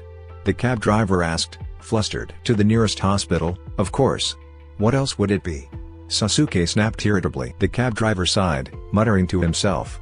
Kids these days, such brats. I slowly opened my eyes and found myself staring at the blurry face of a guy who had been watching over me. I blinked repeatedly until my vision gradually cleared. Thank God you're still alive, Sasuke said in his typical monotone voice. Sasuke, I exclaimed, overwhelmed with relief that I hadn't met a tragic end. I spontaneously hugged him tightly. Ugh. Can you just let me go? Sasuke hoarsely requested, enduring my tight embrace without pushing me away. Sorry, I said regretfully as I slowly released my hug. How ridiculous. You hit a lamppost and suddenly went unconscious. Then you wake up with the strength of a rhino, teased Sasuke with a faint frown. I chuckled slightly. Sasuke had a peculiar way of using dark humor that I found endearing, despite its strangeness. It was like his own unique attempt at humor. I glanced around and asked, where am I? In your grandma's bathroom. Of course, in the hospital, dumbass. snapped Sasuke. I was shocked to see blood on Sasuke's clothes. Sasuke, are you alright? I panicked. I should be the one asking you the same question, Sasuke replied firmly. I touched my forehead and noticed a bandage there. Now, I look like a victim of a reckless car crash from a typical soap opera. That's true, except for the part where you foolishly hit the lamppost, Sasuke remarked. Oh, Sasuke, stop reminding me about that. It's embarrassing, I pleaded. I felt a sharp pain in my head, as if someone had repeatedly punched me. What are you doing? I snapped, irritated by Sasuke's apparent lack of concern. Just texting my idiotic brother that I won't make it home punctually for our family dinner because you suddenly went missing, and when I found you, you fainted, and now we're both here. I had initially estimated that our meeting would take only 30 minutes, Sasuke explained with an arrogant and indifferent tone. 30 minutes? Are you kidding me? I snapped in anger. You think our problems can be solved in just 30 minutes? If we get straight to the point, then yes, Sasuke stated monotonously. Sasuke, you're so mean. I regretted talking to this arrogant guy. I thought you cared about me for once. I know you're angry because of those photos, but the truth is, I was drugged by Sasori during the party, and he tried to. Shit. He even broke my phone so I couldn't call you. Then why didn't you tell me about this party at all? Sasuke looked irritated. Because, I sighed. I made a stupid promise to that bastard that I wouldn't tell anyone. And, stupidly, I was so curious about college life and stuff because the party initially seemed like fun. Yes, it seemed very fun indeed when I'm sure many of them were getting high, snapped Sasuke. That's what upset me. I raised an eyebrow. So, not the photos? Well, that's also one of the reasons, Sasuke tried to downplay it. The thing is, Sakura, I'm just really disappointed in you. I suddenly felt a wave of regret wash over me. Sasuke-kun, I'm deeply sorry.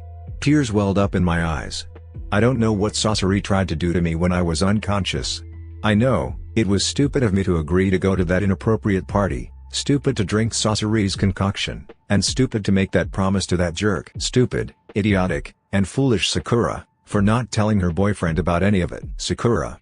Sasuke sounded genuinely concerned as he looked at me, frustrated. And I'm really sorry for making you miss your family dinner with your brother and his wife, I sobbed like a child, pulling at a few strands of my hair as I buried my face in my hands. Stop crying, Sasuke snapped, attempting to shoo me away like an annoyance.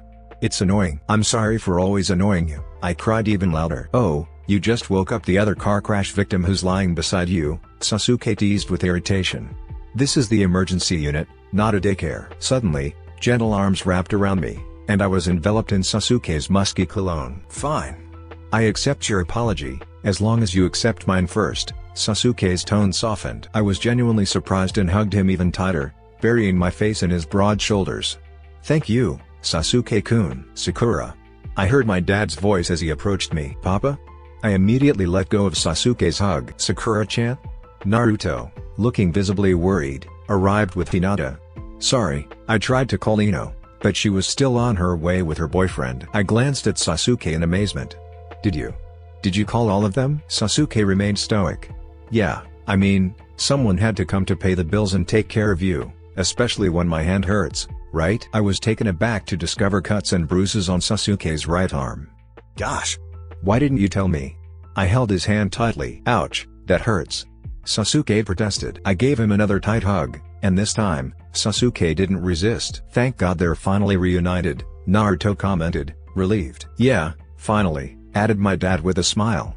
But wait, did they ever break up or something? He looked puzzled. No, Papa, I smiled faintly as I gazed at Sasuke with warmth in my eyes. It was just a little misunderstanding. Sakura. Idiot. Are you causing problems again? Ino yelled, rushing over to me, with Sai, her boyfriend, following behind. She was taken aback to see Sasuke by my side, with injuries on his hand. Thanks to Sasuke-kun, I'm alive, I said, beaming. Ino's eyes gleamed with happiness. You're so lucky, idiot. So lucky. After a few days in the hospital, Sakura emerged with a more sophisticated and mature appearance, inspired by Audrey Hepburn.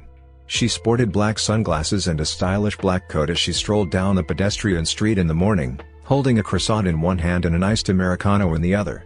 She paused near a jewelry shop displaying an expensive Swarovski necklace. While admiring the jewelry, she unintentionally recreated the iconic Breakfast at Tiffany's scene, albeit with less elegance as she almost spilled her coffee on her coat. She continued to the bus stop, where she sat with one leg crossed over the other. An elderly man politely interrupted her. "Sorry, madam, are you?" "Yes, I'm quite busy and important." "What's the problem?" Sakura replied, attempting to mimic Audrey Hepburn's style but lacking elegance. The elderly man pointed to his wife's coat beneath Sakura, and she quickly moved aside, saying, "Sorry," with a nervous grin. "I got a little carried away." Distracted by the conversation, Sakura didn't notice when the bus she intended to catch had already departed. Realizing her mistake, she panicked, shouting, "Hey, wait, wait, wait. Don't leave this beautiful lady behind. Hey, stupid driver, could you stop?"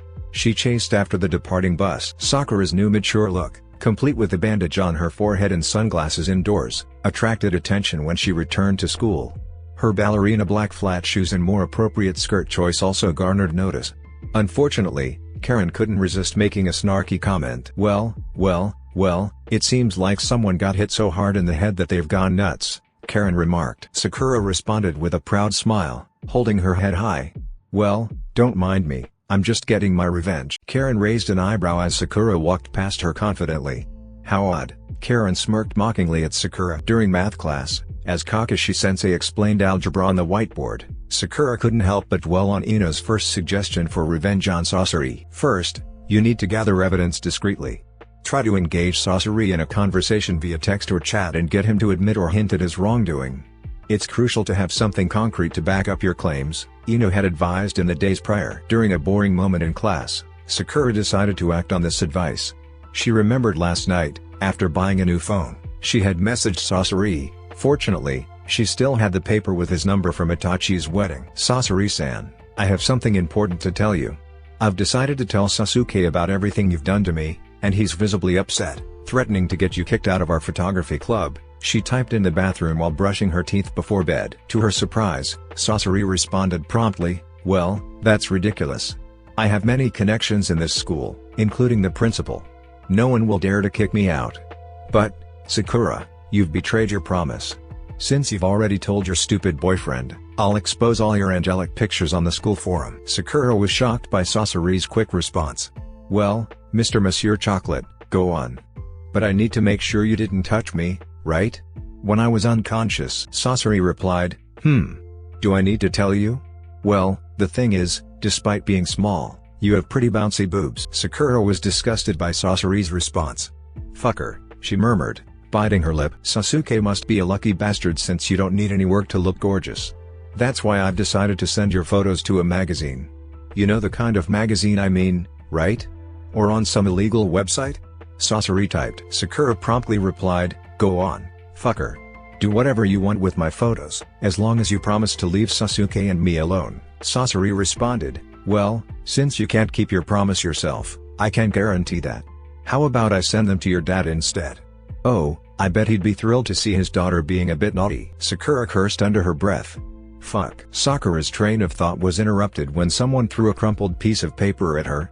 She curiously opened it and found the message, "Are you okay?" She recognized Sasuke's handwriting immediately and tore a piece of paper from the back of her notebook to reply, "Not really, but I'm trying." She crumpled the note into a ball and tossed it in Sasuke's direction. Sasuke unfolded the paper ball and gave her a faint smile. Then he wrote, "Good luck." As Sakura received the paper from Sasuke, her cheeks felt warm, and she couldn't help but smile. She believed that everything would be okay as long as Sasuke was by her side. After school, Sakura nervously entered the photography club. The injury on her forehead immediately drew everyone's attention as she walked in.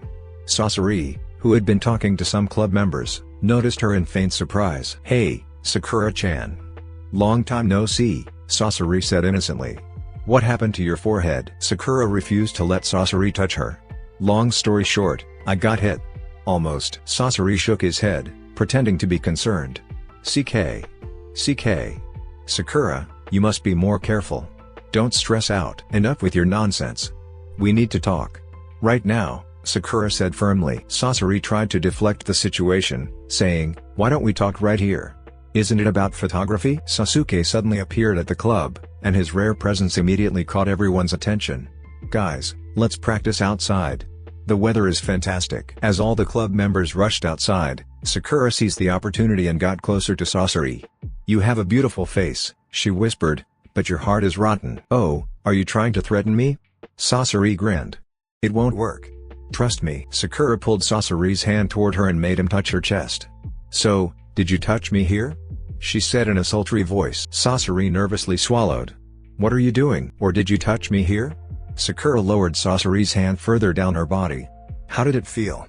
Did you like it? Sasori hastily withdrew his hand. Enough, you little brat. It's worse than I thought. You're horrendously ugly, and you have cellulite all over. I'll make sure your father knows how terrible your body is, he yelled in anger. Sakura tried to hold back her tears, maintaining her composure to ensure her plan went smoothly. So, all the compliments you gave me? All that smooth talking? Were fake? Sasori pushed Sakura away. Yes. You're clumsy and look cheap, like the sluts on the street corner. I bet Sasuke thinks the same. You know, Sasori-san. Sakura lifted her head and stared him down. The reason I love Sasuke-kun so much, despite his bluntness? Because he's honest and stands for the truth. He never lies. Sakura moved closer to Sasori's face. Other girls might fall for your lies, but thank God I love an honest man. Even when his words hurt, he only speaks the truth. Plus, he's loyal and respects women. You are absolutely wrong for underestimating a girl like me. Unbeknownst to Sasori, Sakura had recorded their conversation on her phone, which she had hidden in his skirt pocket. So, just admit that you did this to me. Do what? Sasori giggled narcissistically. Raped you? Yes, of course. Sakura couldn't hold back her tears. You will absolutely regret this for the rest of your life. Sakura left Sasori behind and exited the room. Oh, don't forget to calm your dad when he sees your photos, Sasori threatened. Go ahead and send them. My dad won't be thrilled, as he's seen me without clothes since I was a baby, Sakura replied sarcastically. As Sakura walked down the school hallway, she allowed herself to cry, burying her face in her hands. A gentle touch on her shoulder surprised her. Sakura was astonished to find Sasuke beside her, offering a faint smile. Good job, Sakura, he said, showing her his camera. He had secretly recorded their entire conversation. You did well. With evidence in hand, Sakura and Sasuke had successfully exposed Sasori's true nature to everyone in the school. The video and voice recordings of Sasori's confession circulated rapidly through the school forum, leaving no room for doubt.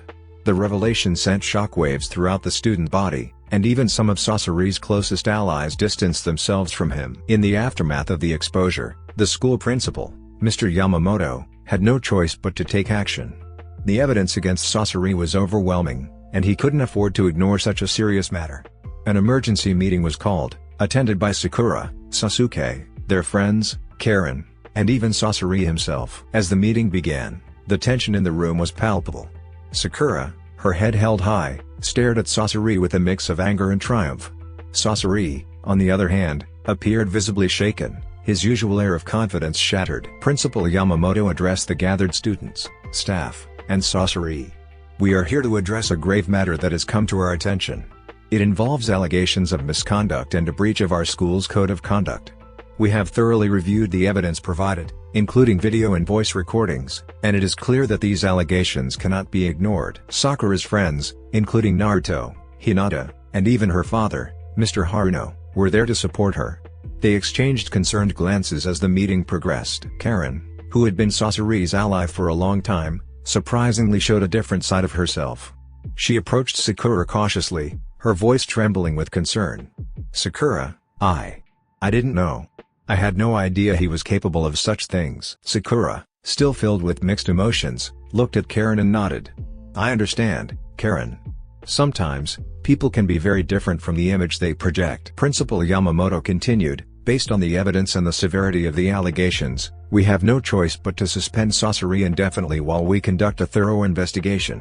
We will also involve the authorities, as these allegations are of a criminal nature. Sasori, his arrogance replaced by fear, protested weakly, this is a setup. None of this is true. But the voice and video recordings had sealed his fate, and his protests fell on deaf ears. The principal called for security to escort Sasori out of the meeting, and as he was led away, the once confident photography mentor was reduced to a mere shadow of his former self. Sakura, tears of relief and victory in her eyes, finally felt a sense of closure. She had faced her tormentor and triumphed over him, with Sasuke's unwavering support and her friends by her side. As the meeting concluded, Karen approached Sakura once more. I'm truly sorry, Sakura, for everything that happened. If there's anything I can do to make it up to you. Sakura offered a small, forgiving smile. Thank you, Karen. Let's all move forward from this. The school community was left with a powerful lesson about standing up against wrongdoing and supporting those who had been wronged. Sakura's strength and resilience had not only exposed a predator but had also shown the importance of unity and justice. With Sasuke's exposure and subsequent suspension, the cloud of fear that had hung over Sakura lifted, and she could finally focus on healing and moving forward, knowing that justice had been served. Sasuke's pent-up anger towards Sasori boiled over, and he couldn't restrain himself any longer. With a furious punch, he struck Sasori in the face right in front of the gathered crowd.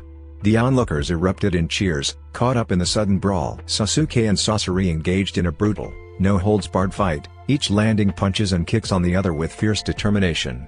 The spectacle was intense, and it seemed like the battle might continue indefinitely if left unchecked. Naruto, realizing the situation was spiraling out of control, along with Sakura, rushed to intervene. Naruto grabbed Sasuke from behind, pulling him away from Sasori, while Sakura moved to separate the two combatants. It took significant effort to restrain Sasuke's rage. As Sasuke reluctantly retreated from the confrontation, Sasori couldn't resist a parting taunt, his lips smeared with blood from the punch he received. "Pussy Uchiha," he sneered, trying to save face despite his injuries. Sasuke's pride stung, and he retaliated in a moment of weakness, lunging at Sasori once more. The fight escalated, and it was only when Sasori lost consciousness that Sasuke halted his assault. Sakura, who had been watching the fight with a mix of disappointment and concern, finally stepped forward.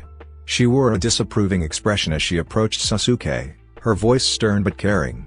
"Sasuke, I can't believe you let your anger get the best of you like that." Sasuke felt a pang of regret, realizing he had allowed his emotions to overpower him. However, Sakura's unexpected reaction caught him off guard. She slapped Sasori's unconscious face forcefully, leaving a visible mark. Her lips curled into a faint smile as she turned to Sasuke. "I was trying to stop you so I could give him a taste of his own medicine. But thanks for the assist," she said, her gratitude clear in her eyes. Sasuke, still a bit bewildered, couldn't help but return her smile, relieved that she wasn't too upset with him. In the days following Sasori's exposure and suspension, the school became a hotbed of discussions regarding the shocking incident. Whispers reverberated through the hallways, and it seemed that the revelation about Sasori's true nature was on everyone's lips. The once mighty Sasori had fallen from his pedestal, and his actions were now laid bare for all to see. Sakura, finally unburdened by the weight of her secret, carried herself with a newfound sense of confidence. She had confronted her deepest fear and emerged from the ordeal stronger than ever. Sasuke remained her unwavering source of support, and their bond had deepened through the challenging journey they had undertaken together. On a sunny afternoon, Sakura and Sasuke found themselves seated beneath the branches of a cherry blossom tree in the school courtyard. The delicate petals danced in the breeze, creating a tranquil ambience around them. Sakura sighed, breaking the peaceful silence. "I never imagined we'd witness the day when Sasori's true character would be exposed to everyone." Sasuke nodded, his expression serious. "It was a challenging path, but we faced it together. Your courage was remarkable." A soft smile graced Sakura's lips. "I had the best partner by my side, Sasuke-kun." Their contemplative moment was interrupted by the arrival of Naruto and Hinata. They settled in beside Sakura and Sasuke, sharing warm and congratulatory smiles. Naruto, ever enthusiastic, clapped Sasuke on the back. "You guys did it. You took down that creep." Hinata spoke gently. "Sakura, you've confronted something incredibly difficult, and you've handled it with grace." Sakura's eyes glistened with tears of gratitude. She looked at her boyfriend and friends, overwhelmed by their unwavering support. "Thank you, all of you. I couldn't have done it without your steadfast encouragement." Hinata placed a reassuring hand on Sakura's shoulder. "We'll always stand by your side, Sakura." With the weight of her past trauma finally lifted, Sakura felt like a renewed person. She was ready to embrace the future with a sense of determination that had been rekindled.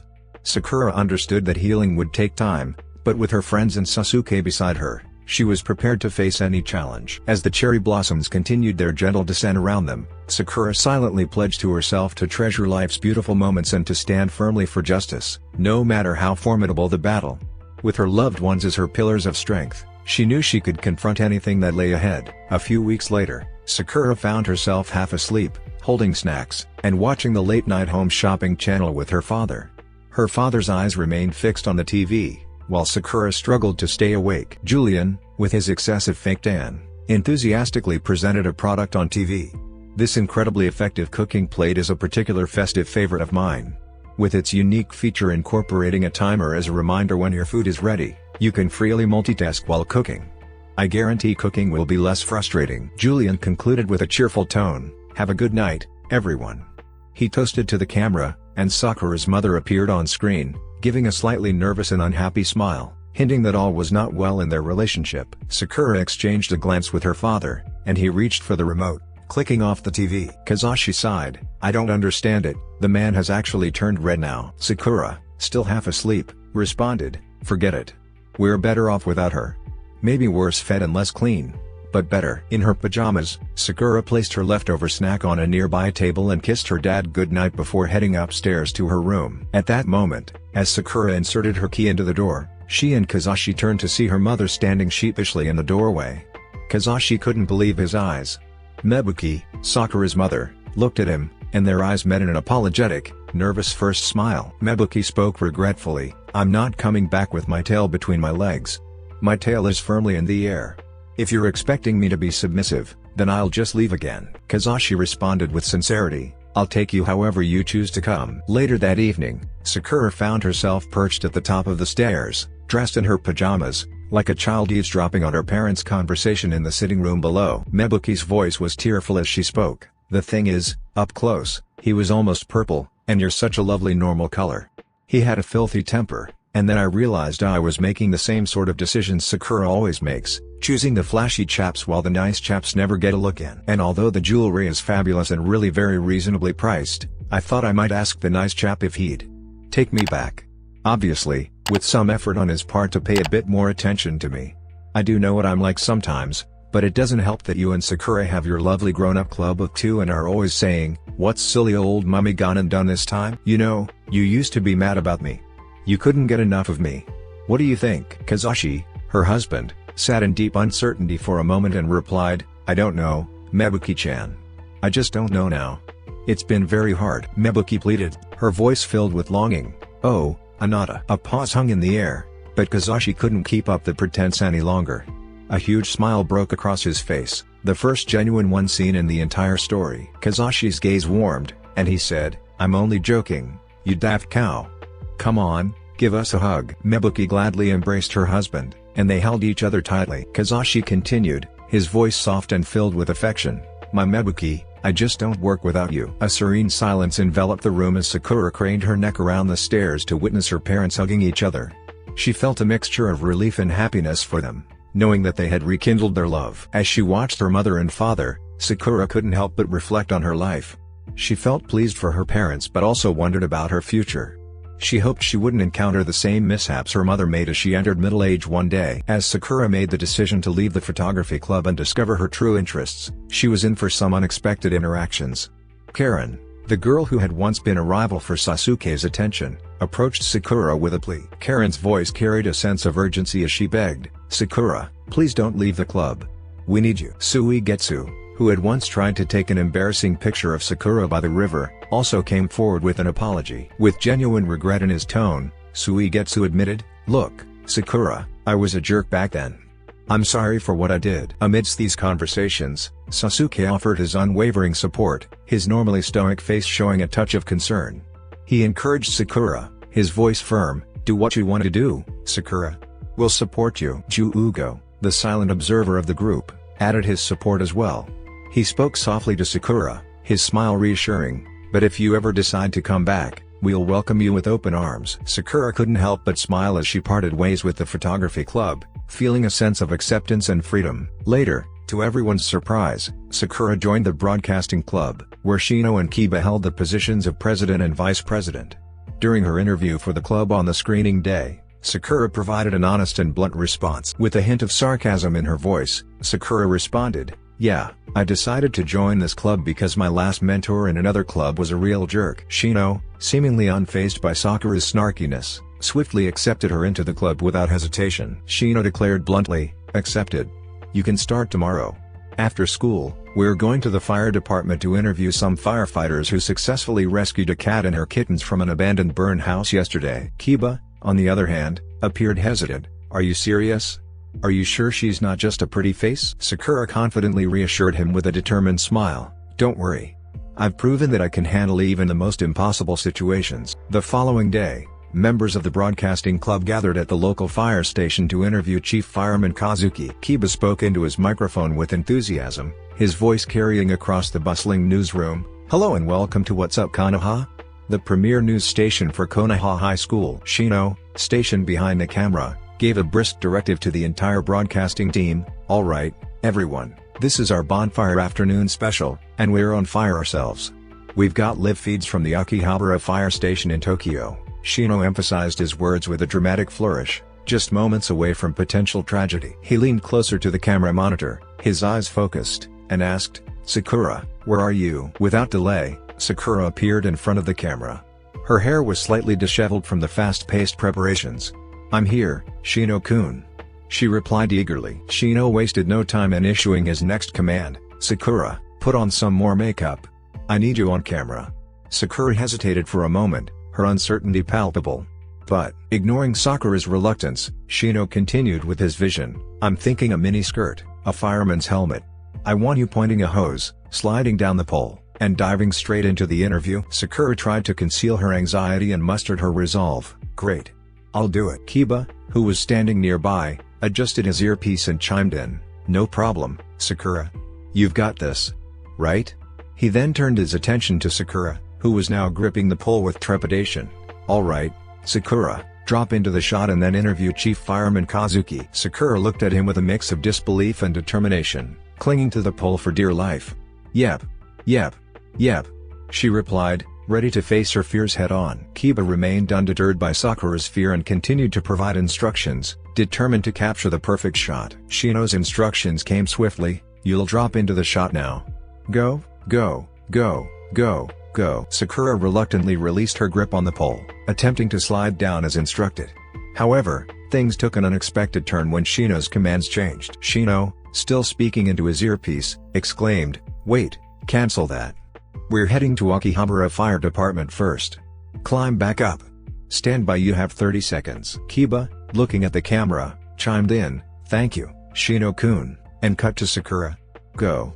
Go, go, go, go." Sakura muttered to herself, "Oh, for heaven's sake." On the monitor, Sakura could be seen climbing back up the pole instead of descending. Shino continued his rapid instructions, his voice filled with mild exasperation. "Kiba, what on earth is she doing? She's supposed to be sliding down, not climbing up." Kiba yelled back with urgency, "Go, go, go, go, go." Sakura panicked, her eyes widened. "Go?" Shino let out a frustrated sigh. "Oh, for crying out loud." Sakura froze in panic, then clumsily slid back down the pole, tumbled, and ended up looking directly into the camera. Sakura stammered, her expression filled with horror, as she addressed the camera. Well, that seems to be all the time we have here in Tokyo. So, thank you, Chief Officer Kazuki. This has been an excellent visit to the fire station," Sakura concluded while shaking Officer Kazuki's hand with a bit too much enthusiasm. "Now, back to the studio." She tried to wrap up with what she believed was a memorable ending. Kiba, now holding his head in his hand, began to laugh, and Shino joined in. A few days later, the same footage aired on school television. From the broadcasting room, Sakura furiously watched the tape, rewound it, and watched it again, feeling a mix of embarrassment and amusement. Sakura mumbled to herself, "I'm the school's laughingstock. I've got a huge ass, a crazy mother, and I'm completely useless at everything." The challenges in the broadcasting club didn't deter Sakura, and she was determined to find her place and prove herself in this new endeavor. The entire school burst into laughter as Sakura's hilarious close-up of her bottom was displayed on the big screen in the school hallway. Naruto found it particularly amusing, and his laughter was so hearty that it caused his stomach to ache. He couldn't resist smacking Sasuke's arm, despite Sasuke's attempts to maintain a stoic appearance. Even Sasuke couldn't help but chuckle a bit, although he tried to hide it under a facade of indifference. Naruto teased with a mischievous grin, "Sasuke, are you sure that's your girlfriend's butt? I mean, I can't believe the size." Suigetsu couldn't help but join in, his laughter contagious. He added playfully, "Yeah, it's like she's got an ass as massive as Brazil." Karen, however, came to Sakura's defense, attempting to shield Sasuke from further embarrassment. She hushed, "Don't embarrass Sasuke-kun like that." Sasuke, still playing along with the jokes, maintained his composure, although the corners of his lips betrayed a hint of amusement. He responded with a faint indifference, "Honestly, I don't even know her." The school's playful banter continued, with Sakura at the center of the attention, All thanks to her unintentional moment of hilarity. As if the mockery and teasing weren't enough for Sakura due to the embarrassing close-up of her butt, an unexpected event unfolded when someone took control of the school's loudspeaker system. Sakura, in the midst of playing women's football during physical education, was taken aback when she saw Lee making grand gestures and launching into an excessive performance of "Can't Take My Eyes Off of You" from the bleachers. Sasuke, who happened to be strolling through the schoolyard to capture some photos, immediately felt a surge of fury and moved to confront Lee. However, Suigetsu intervened with a mischievous grin, suggesting they wait and see how Lee's confession played out. Lee, with unwavering determination, presented Sakura with a bouquet of roses and began his heartfelt, albeit off-key, serenade. Lee sang, "You're just too good to be true." Sakura cringed slightly at the awkwardness of the situation but decided to handle it playfully. Sakura hesitantly replied, "Thanks, Lee." But, she accepted the bouquet gracefully and then glanced at the girls behind her. In a bold move, she tossed the flowers to the back, where they were promptly caught. To Sakura's surprise, it was Tenten who made the catch. Sakura couldn't help but wink at Lee as she took his microphone. She firmly stated, "Sorry, Mr. Brows, but I'm taken by Sasuke Uchiha." The entire schoolyard erupted in cheers and howls of excitement as Sakura swiftly approached Sasuke and planted a kiss on his lips.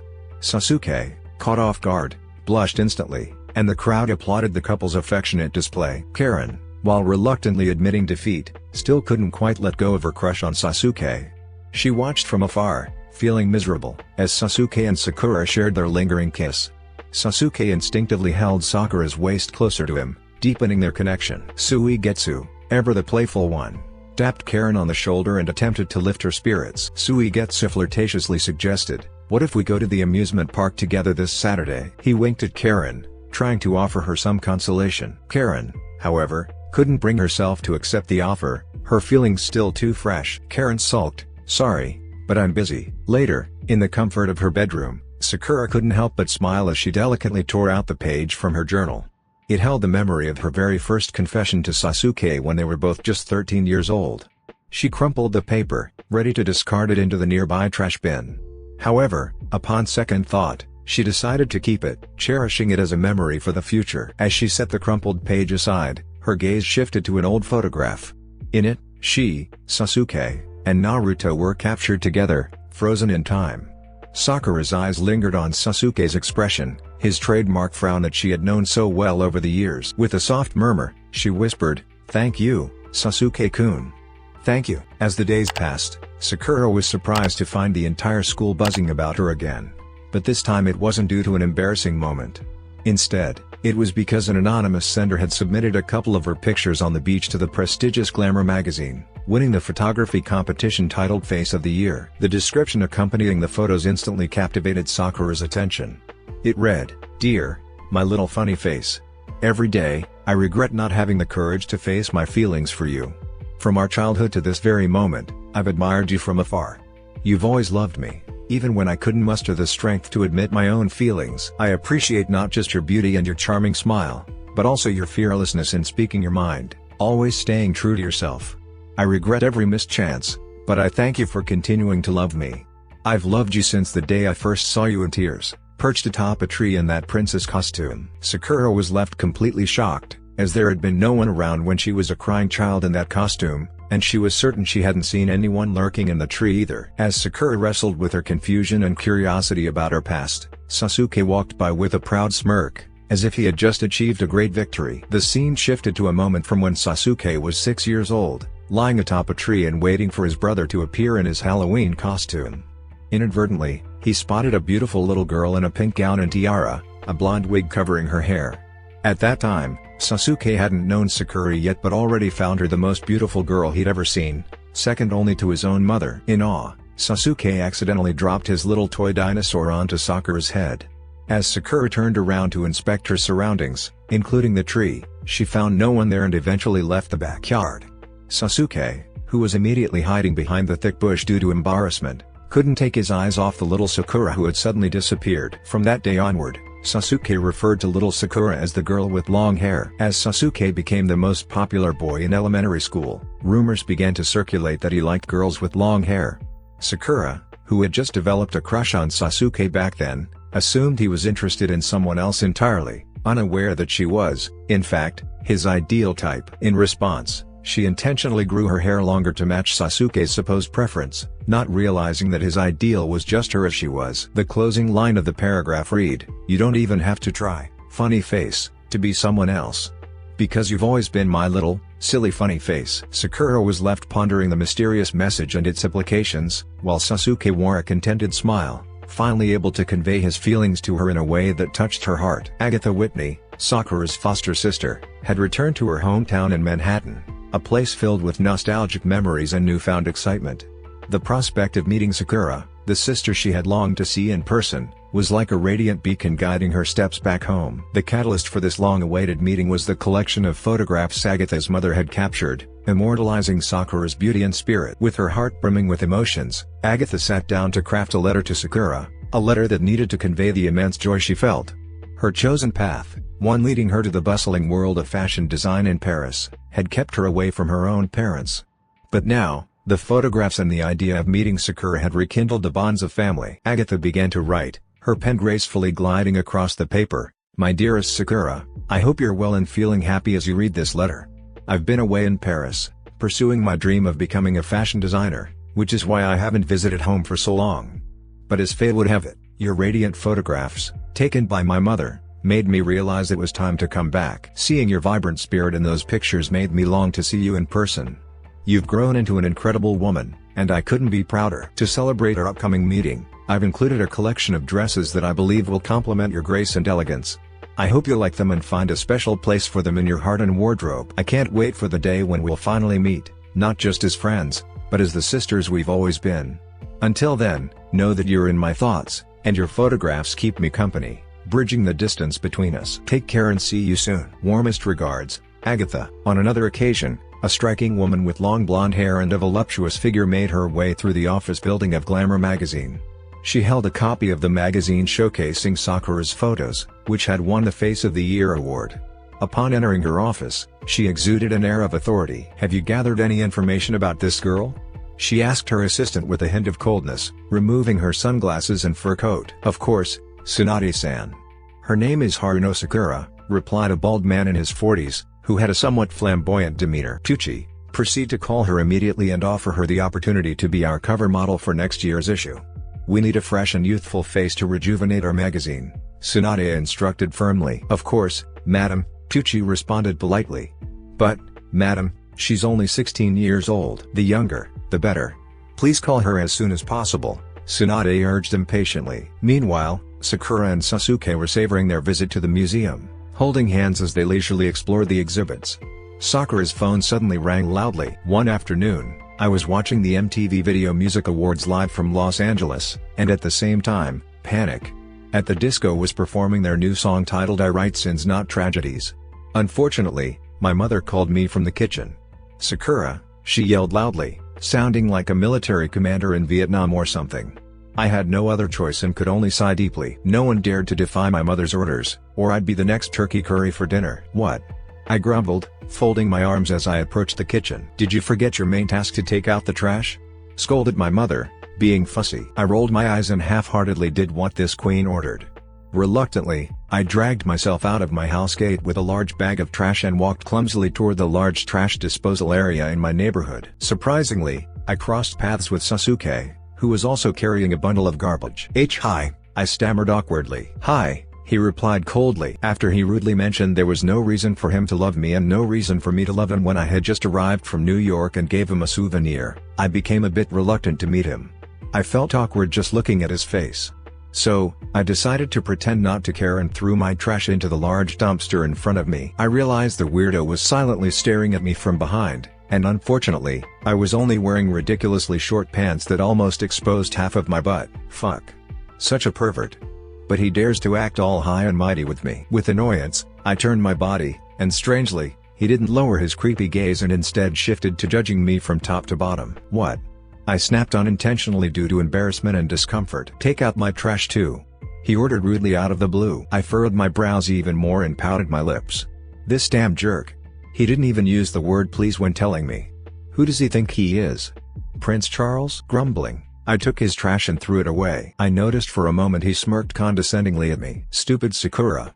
How could you fall for this arrogant, heartless guy?" At the same time, Mr. Kurosawa, a middle-aged man and our neighbor, was walking from the opposite direction and accidentally crossed paths with us. "Good afternoon, Mr. Kurosawa," I greeted politely, bowing my body. Oddly, this fool next to me didn't acknowledge our older neighbor at all. Absolutely lacking manners. "Good afternoon, Sakura-chan," Mr. Kurosawa greeted with a flat expression, without smiling. He seemed very tired after working all day on a building construction near downtown Shibuya. "How's your wife?"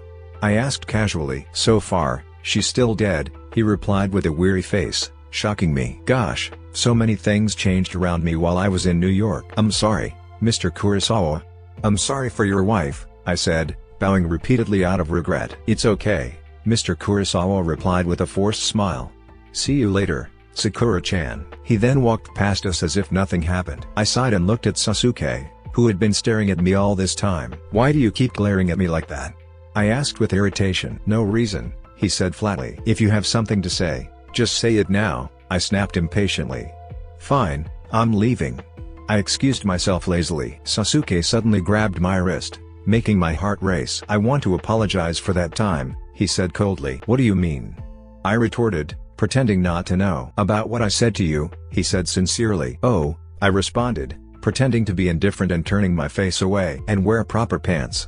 Otherwise, some weirdo might stare at you," he said grumbling.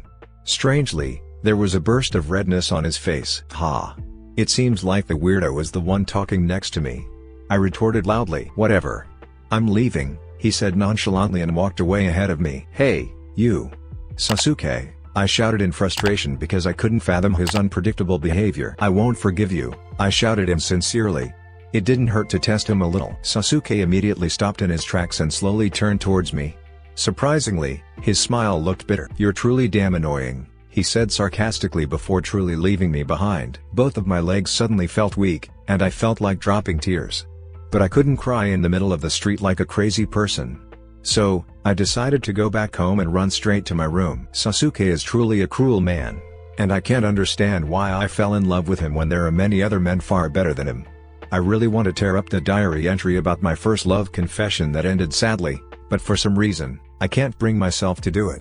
As usual, I can only cry with my face buried in the pillow. Deleted scenes 2, Basketball Affair. This morning, I made a significant decision that I will take complete control of my life and become the perfect modern woman. I will develop inner poise and a sense of self as a mature woman of substance, complete without a boyfriend, as the best way to obtain one. I will not be paranoid about being overweight and will learn to love my thighs, as they are just the kind many men enjoy seeing. As I was strolling around the basketball court area during the break, I remembered the book Men Are From Mars, and Women Are From Venus that Hino had lent me. I saw the snobbish Sasuke engaging in a basketball skill duel with other boys. Look at them, arrogant, foolish, and sweating. Sasuke dribbled the ball towards the hoops, trying to evade Shikamaru's almost successful attempt to snatch it from him.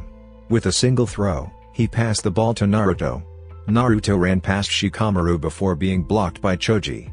Then, he quickly threw the ball back to Sasuke. Over to Sasuke. Sasuke smoothly caught the ball and jumped perfectly as he aimed it towards the goal. Although they are pretentious pricks, sometimes guys can be gorgeous. Unconsciously, my attention was captivated as I observed Sasuke casually wiping the sweat off his forehead with the back of his hand, just moments before he reciprocated Naruto's high five. The girls sitting in the bleachers cheered excessively, chanting Sasuke's name as if he's a Greek god or something. One of those crazy girls is Karen. Ugh, what's so special about that boy? If only they knew that I once defeated him in karate class. Girls are stronger. The game continued, but as I decided to leave this madness and walked away from the basketball court, suddenly the ball that the boys had been fighting over rolled towards me. "Sakura! Come on, toss the ball," Naruto shouted while waving his hands. Confused, I picked up the ball and hesitantly threw it back to Naruto. Naruto suddenly teased me, "Check out the girl's throw." Complete with an exaggerated, flirtatious flair, he mimicked my style of tossing the ball. Naruto mocked in a comically high-pitched voice, perfectly imitating my supposed coquettish technique. The absurdity of it all left me in stitches. Unfortunately, Sasuke let out a soft chuckle and sported a condescending grin, making me think he wasn't all that different from those obnoxious guys. I loathed the sudden spotlight, not for anything impressive, but because everyone on the field started laughing at me like I was a circus clown, even though I hadn't done a thing. I folded my arms with a grumble. That jerk. I couldn't let my dignity as a sophisticated modern woman be trampled by foolish men like them. I was determined to prove that I was more than they thought. A genius, in fact. But when it came to basketball, it seemed to be light years away from my skill set. Hey, idiot. How about taking back those words? I snapped, unwilling to be humiliated like that by Naruto. Check your newly manicured nails. We wouldn't want them to get scratched, Shikamaru yelled, jumping on the bandwagon of mockery. Frustrated, I gritted my teeth and clenched my fists. Everyone burst into laughter again. Shameless pests. Just you wait. I would challenge those foolish men to a basketball match against me. If you're so confident in your basketball skills, I declared with full confidence, how about one of you plays against me, one-on-one? The group of guys laughed again, except for Sasuke. That cheeky guy once again smirked mysteriously at me. Fine, I accept your challenge, Sasuke said suddenly, immediately putting a halt to the laughter around us. His teammates, including Naruto, could only widen their jaws in disbelief at what they were witnessing. Okay, I said with a smug smile. Challenge accepted. I quickly tied up my hair and took off the cardigan I was wearing, tying it around my waist. Sasuke stretched his fingers, making a loud cracking sound, as if wanting to showcase how strong his bones were now in front of me, before receiving the ball from Naruto. Sasuke! Sasuke! Sasuke! Chanted the girls in the bleachers, and boys too. Confidently, I sauntered to the center of the court. After all, I wouldn't cry over spilled milk, and I couldn't escape like a coward from this challenge. I was determined to prove that girls like me were far superior to this arrogant man. Kiba swiped the whistle from Shino's neck and blasted it, making Shino hastily cover his ears. Sasuke, with his stubborn grin, began dribbling the ball in my direction. I attempted to thwart his moves, but my ridiculously short and tight skirt turned my effort into a comical struggle. I should have changed into something more practical before challenging the seasoned captain of the basketball team. Sasuke moved like an express subway train, leaving me in the dust. In a blink, he was right in front of me, and I wrestled futilely to block the ball. Sasuke tossed the ball behind me, and I instinctively spun to catch it. However, before I could react, Sasuke effortlessly swiped it back, and when I faced forward again, our faces were unexpectedly inches apart. My cheeks burned as Sasuke intensely stared at me for a few seconds. He then chuckled softly, mocking me, before breezing past. I stood there in shock, attempting to calm my wildly pounding heart. I sprinted and leapt towards the hoop, hoping to block Sasuke, who was poised to score. Alas, Sasuke skillfully kept the ball in his hands and, with a precise leap, scored, leaving me defeated. Fuck. That rascal. The entire field erupted in cheers for Sasuke, regardless of gender. It seemed no one was rooting for a clueless girl like me. Naruto, in jest, yelled, "Sakura! Watch out, your skirt might slip off." He burst into laughter. "You damn Naruto. Just wait, I'll break your jaw so you can't talk anymore," I snapped angrily, pointing at him. Boo-hoo. Suddenly, everyone collectively whistled, mocking me in unison. Gosh, today was a real comedy of errors. The second round began, and Sasuke, in a laid-back manner, as if belittling my abilities because I was a girl and shorter, dribbled the ball towards me. He even tossed it into the air and caught it again, seemingly sure I wouldn't reach it. "Sasuke, I'll prove you wrong. I'll unveil the true strength of a Haruno, that'll make you kneel, just like in karate class." Sasuke, with a mocking smile, briefly eyed the ball in his hands, challenging me to take it.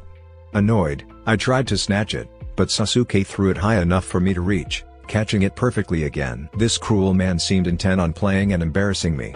Sasuke dribbled the ball past me, taunting, "Come on. Try it."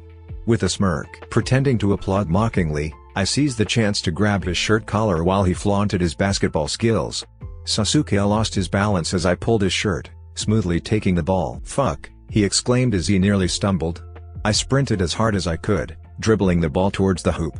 Unfortunately, just as I was about to jump, the cardigan tied around my waist came loose, revealing my ridiculously short skirt and precious thighs to the scrawny boys around me. Oh, beware if my underwear is visible when I jump. I'd better just kill myself. I reflexively focused my attention on retrieving my fallen cardigan and wrapped it around my waist again. Foolishly, I handed the ball I was holding to Sasuke while adjusting my cardigan. With a triumphant chuckle, Sasuke threw the ball from a distance, and it flawlessly swished through the hoop. "Idiot," he taunted in my ear. The crowd erupted in cheers for Sasuke, intensifying my irritation. Suddenly, the arrogant man brought his face close to mine. "Sasuke, why do you always make my heart race like this on purpose?" Taking advantage of my disorientation, his large hand sneakily touched my waist, discreetly untying the knot of my cardigan. Shocked, I could only let out a small scream and turn to him in disbelief. Laughter erupted from Shikamaru and friends, but Naruto looked grumpy witnessing the unintentional closeness between me and Sasuke.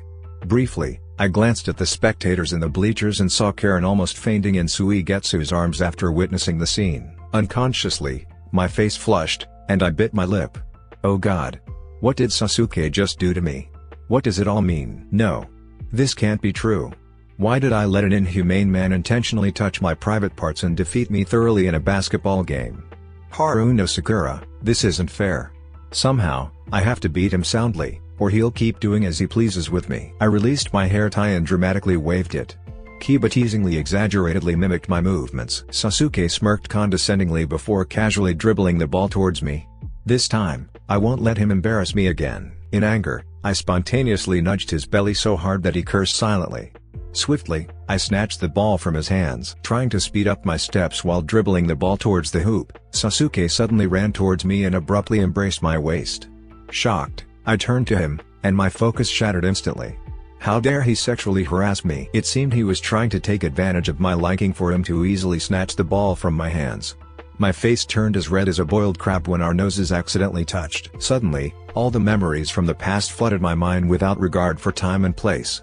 Memories where our faces were close during karate practice, and he was above me resurfaced uninvited, like a curse deliberately sent to me by someone. My heart seemed to leap out of my chest as Sasuke looked at me meaningfully and dribbled the ball past me. Sakura. Focus. He deliberately diverted your attention so he could defeat you. He's as cunning as a snake. Be careful. As Sasuke was about to jump to score, I, frustrated, tripped both his legs, sending him crashing onto the asphalt court. Hey! That's cheating. Shikamaru yelled in disapproval. Sakura. That's against the rules. Naruto joined in mocking me. Cheater. Cheater. The people in the bleachers shouted, accompanied by mocking whistles directed at me. Sakura, you don't deserve that score. Kiba mocked, joined by a chorus of laughter from Sasuke's teammates. DCH. It's not like he played fair with me first, I yelled in protest, pointing towards Sasuke, who was trying to get up. He dared to grope my belly during the match. Sakura, it seems like your underwear is showing, Shikamaru teased, folding his hands. Embarrassed, I quickly adjusted my uniform skirt. I lowered my head and bit my lip. Somehow, being laughed at like this almost made me cry. Why is my heart so weak? No wonder everyone enjoys taking jabs at me. I walked away quickly from the group of boys before suddenly someone wrapped my fallen cardigan around my waist again.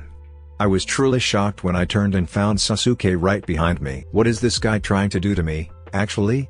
Does he just want to play with my feelings? Sorry, he whispered in my ear so quietly that it was barely audible. For a moment, my heart pulled off a disappearing act. What does he really feel about me? He's truly hard to figure out. Thanks, I said curtly before walking away from him, leaving the court. Deleted Scenes 3, The Hidden Sides of Sakura and Sasuke. Author's POV. Sakura, how about moving on from Sasuke? Ino inquired as the two girls entered a hiking training facility in downtown Shibuya. I don't know. Besides, his behavior is really hard to predict, Sakura responded wearily.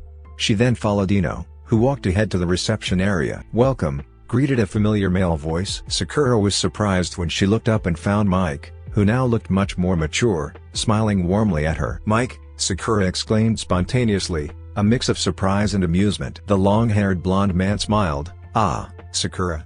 It's quite a surprise to meet you here. Ino looked back and forth between Sakura and Mike, clearly confused. Ah, he's Mike. My sparring partner in karate when we were kids, Sakura explained, introducing the handsome man to Ino. Wow. I didn't expect Sakura to have such excellent taste, Ino teased, laughing while also impressed with Mike's mixed-race looks. I thought you had returned to Sydney, no? Sakura remarked, making small talk. Yeah, I spent about a year there, but honestly, I prefer living in Tokyo, Mike replied amiably. Why is that? Sakura asked with curiosity. Since my parents divorced, I decided to live with my mother's family here. There are many details that seem more comfortable to share with you if we hang out for a bit after this. What do you think? Mike offered with a grin. Ino immediately nudged Sakura's arm playfully, hinting at the possibility of a better man for Sakura. Sakura looked at Ino with a hesitant grin, but she couldn't reject Mike's offer. After all, he's an old friend too. We're booking for one session, complete with equipment rental, Ino said, seeming to be a frequent visitor to the place. The ponytailed girl showed her membership card to Mike, who promptly scanned it and entered the data into the computer. Here, he handed the card back to Ino. "Don't worry, this time, it's on me," Ino said, smiling at Sakura. Sakura nodded reluctantly. After Mike provided the hiking equipment, including climbing shoes, Sakura and Ino sat in one corner to put on the gear. Sakura felt a slight discomfort when Mike helped her secure the safety ropes around her waist. It wasn't because the Australian guy was behaving inappropriately, but more about Ino's expression, which seemed to be continuously teasing her when she was with Mike. While climbing a large iron board towering several meters high, Ino, who was climbing nearby beside Sakura, brought up the topic again. "Look at how he smiles and treats you, Sakura. I can't believe you just toss away a guy as cool and Ashton Kutcher-like as him." "Ino, we've been just friends since forever. Besides, I heard when he was my sparring partner, he already had a girlfriend in Australia. So just forget it, okay?" Sakura responded lazily, trying to focus on finding support above her. "Oh, really?" Ino teased again. "But it seems he's single now, no?" Sakura rolled her eyes. She really wasn't enthusiastic about responding to anyone trying to convince her to move on from Sasuke, including her own friend. After completing the climb and removing their gear, Ino and Sakura sat for a while in the waiting area to rest. Sakura's surprise was evident as Mike suddenly approached her, offering a bottle of water. Ino cooed playfully, nudging Sakura's arm again. Hesitant, Sakura took the bottle from Mike. Before long, a fair-skinned man entered the shop and headed towards Ino, who warmly embraced him. "Sorry, I'm a bit sweaty," Ino remarked with a soft chuckle, gently kissing Sai, her boyfriend. Sakura couldn't help but cringe at their public display of affection, finding it a bit excessive. "Oh, look at her. After moving on from Sasuke, she found a boyfriend who seems perfect for her," Sakura thought, feeling a twinge of envy. As Sakura pondered when she would experience something similar with a boyfriend, she stole a glance at Mike, who looked back at her with confusion. "Should I move on with him? No. I definitely wouldn't want to date an Australian guy," Sakura thought again. After Ino, who had been continuously wrapped up in her boyfriend's arms, bid farewell to Sakura, she deliberately left Sakura alone with Mike. "How about we stop for some pork belly?" Mike suggested later. "Besides, it's been a while since I had it back in Sydney." "Okay, that's not bad," Sakura responded with a forced smile. After all, having dinner with an Australian guy was much better than going home alone. As Sakura walked along the sidewalk with Mike, who took advantage of a shift change for a dinner outing, she found herself struggling to come up with a conversation topic. "How's everything going for you now? I mean, after your parents' divorce and all?" Sakura nervously inquired after a stretch of silence. "Yeah, I won't sound like a latchkey kid, but my father hardly contacts me at all, especially after he married another woman," Mike responded with a sigh, expressing a sense of sadness. "Oh, I'm so sorry to hear that," Sakura sympathized. "It must be tough for you, right?" "Yeah, definitely," Mike replied, softening the mood with a gentle laugh. "By the way, how about you? How's life been since you came back from New York?" Sakura bit her lip, recalling intentionally ignoring Sasuke, not bidding him farewell due to his harsh treatment, and instead saying goodbye to Mike by phone before departing for New York 3 years ago. "Well, it's going smoothly so far," Sakura lied, forcing a smile. "And how about the guy who was your sparring partner before me? I mean, what's his name?" "I forgot," Mike pondered, still unable to recall the name. "Oh, Sasuke?" Sakura responded with bitterness. "Yeah, Sasuke. How about him? Do you guys still practice karate together?"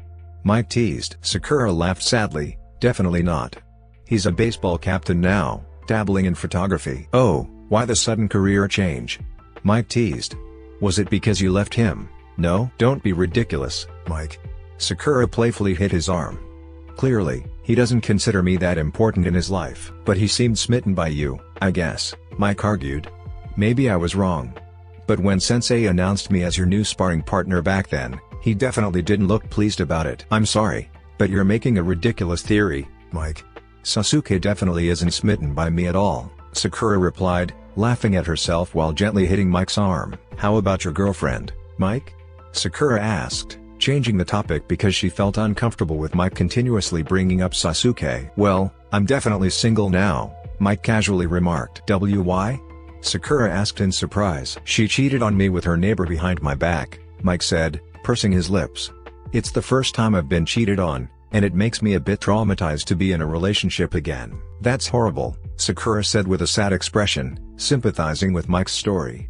"I don't know why, but when we love someone so much, they just dump us like that." "Well, you're not 100% wrong," Mike smiled bitterly, trying not to deepen Sakura's sorrow. "Hey, did you know in Sydney, I once had a pet lemur?" "Really? I thought you'd have a koala. Besides, they look so cute on TV," Sakura commented with a chuckle, lightening the mood between them. "The government has banned civilians from keeping them now," Mike retorted with a laugh. "Actually, I was interested in having them because lemurs are very noisy." "Really? I thought lemur jobs were just sleeping all day like fat cats," Sakura commented with a louder laugh. Meanwhile, Naruto and Sasuke crossed the street after a bowling match with a group of boys from their school. They had decided to part ways with the group on their way home because their houses were in the same direction. "Have you heard about LeBron James breaking his leg when he was about to shoot? That's terrifying, man. Because his bone literally crawled out of his skin or something," Naruto exclaimed with excessive enthusiasm. "I don't know about that," Sasuke replied nonchalantly. Sasuke had no intention of listening to anything Naruto was saying until his attention was abruptly captured by the sight of a familiar girl. His eyes widened as he observed Sakura laughing and smiling with a guy he also recognized. "Mike Walsh?" Sasuke thought silently, "What the heck is that guy doing with her?" "What's up, Sasuke?" Naruto inquired when Sasuke appeared focused on something else. Sakura and Mike continued walking ahead, completely unaware of his presence. Suddenly, an image of Sakura in a wedding gown, accompanied by Mike towards the altar, haunted Sasuke again. Unfortunately, this time, they seemed perfectly suited to kneel in front of the altar. Sasuke bit his lip as jealousy once again engulfed him uncontrollably. Unbeknownst to him, his deepest fear, which he tried to deny, was losing Sakura to another man forever. I need to stop by the convenience store first," Sasuke said urgently. "You go ahead." "Hey, Sasuke, Dobe. What's wrong with you?" Naruto shouted, confused by Sasuke's sudden panic. Sasuke intentionally pretended to be deaf, ignoring his friend's calls. He quickly and discreetly followed Mike and Sakura, who were a few meters away. He even pushed some pedestrians blocking his way, apologizing anxiously when some of them protested being pushed. Mike and Sakura stopped in front of a pork belly restaurant and entered together. Sasuke could only watch the two of them sitting at a table from behind the window. He paced back and forth like a confused person in front of the restaurant, contemplating whether he should go inside and join them or not. Sakura seemed to be laughing when Mike whispered something to her, and Sasuke immediately assumed it was something intimate. In reality, Mike was whispering the name of a Japanese girl he was interested in at his school. "Her name is Yoshida Reiko. What do you think, Sakura?" Mike then showed a photo of a sweet girl with curly hair on his phone to Sakura. She smiled and nodded. "Wow. She's stunning." However, Sasuke, already consumed by the fires of anger and jealousy, could only hit the restaurant window with his clenched fist. A mix of frustration and sadness on his face, he decided to leave the restaurant. Unbeknownst to him, Sakura had noticed his presence behind the glass. However, she quickly dismissed it, assuming that Sasuke's appearance was just her imagination, as he hurriedly disappeared. In his room, Sasuke scowled as he unlocked the drawer of his study desk and retrieved his old diary. Alone in his solitude, Sasuke flipped through the worn-out pages until he reached a specific entry, where his messy handwriting boldly revealed secrets he had desperately tried to keep sealed within the vault of his heart. "Haru no Sakura. I like you," Sasuke had penned 3 years ago. He then picked up a small photo of Sakura, taken at the Legoland photo studio. Memories of exchanging photos after their visit to the amusement park flooded his mind. With a pained expression, he gazed at the small image of Sakura, as if she were smiling at him. Though he had torn the photo before, he foolishly reassembled it until it became whole again. Suddenly, Sasuke burst into loud laughter, sounding like a madman. His mixed and confusing feelings about the girl baffled him every time he dwelled on them.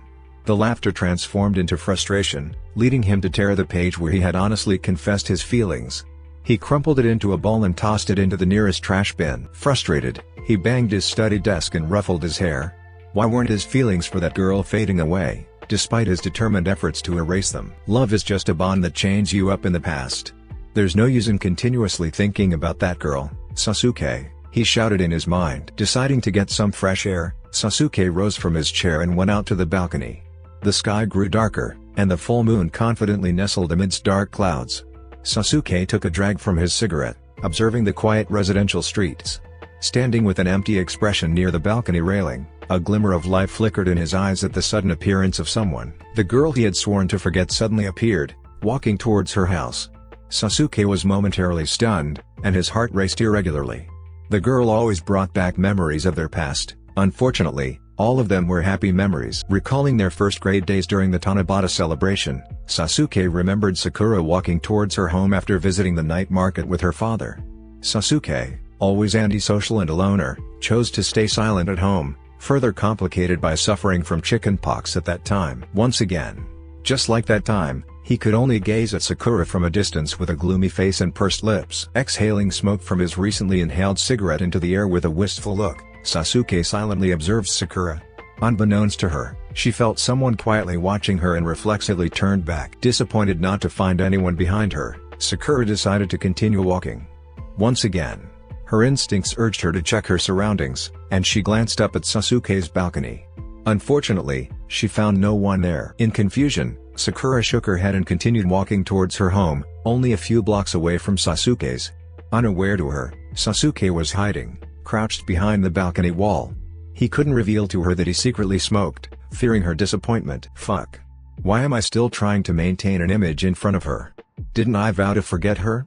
Sasuke muttered to himself. Why was he so afraid of losing her? Until when would the chain of love continue to restrain him and make him weak? Sasuke tossed the cigarette butt carelessly when he heard his mother's voice at the door. Sasuke, dinner is ready. Mikado called. Yeah, coming. Sasuke replied grumbling, waving away the cigarette smoke around him. The tobacco smell wouldn't vanish so easily, and his parents, especially his authoritarian father, would surely punish him by striking both of his calves with a rattan stick, an old-fashioned but effective method that would prevent him from playing basketball for 3 days. Sasuke swiftly stashed the cigarette pack, his diary containing a small photo of Sakura, into the drawer, locking it securely. He discreetly placed the key under the bedroom carpet and then spritzed perfume on his shirt to mask any lingering tobacco scent. Feeling prepared, he left his room to join his family for dinner. However, just as he reached for the doorknob, Sasuke hesitated and returned to his study desk. He retrieved the crumpled paper containing his confession to Sakura, which he had impulsively thrown away. Attempting to smooth out the severely wrinkled paper, he carefully tucked it into the folds of an encyclopedia book rarely opened. Sasuke ruffled his hair, perplexed by his actions. He had claimed he wanted to forget her, so why was he still entangled in such chaotic behavior? It seemed that erasing every trace of his feelings for Sakura, buried since childhood, remained an impossible feat.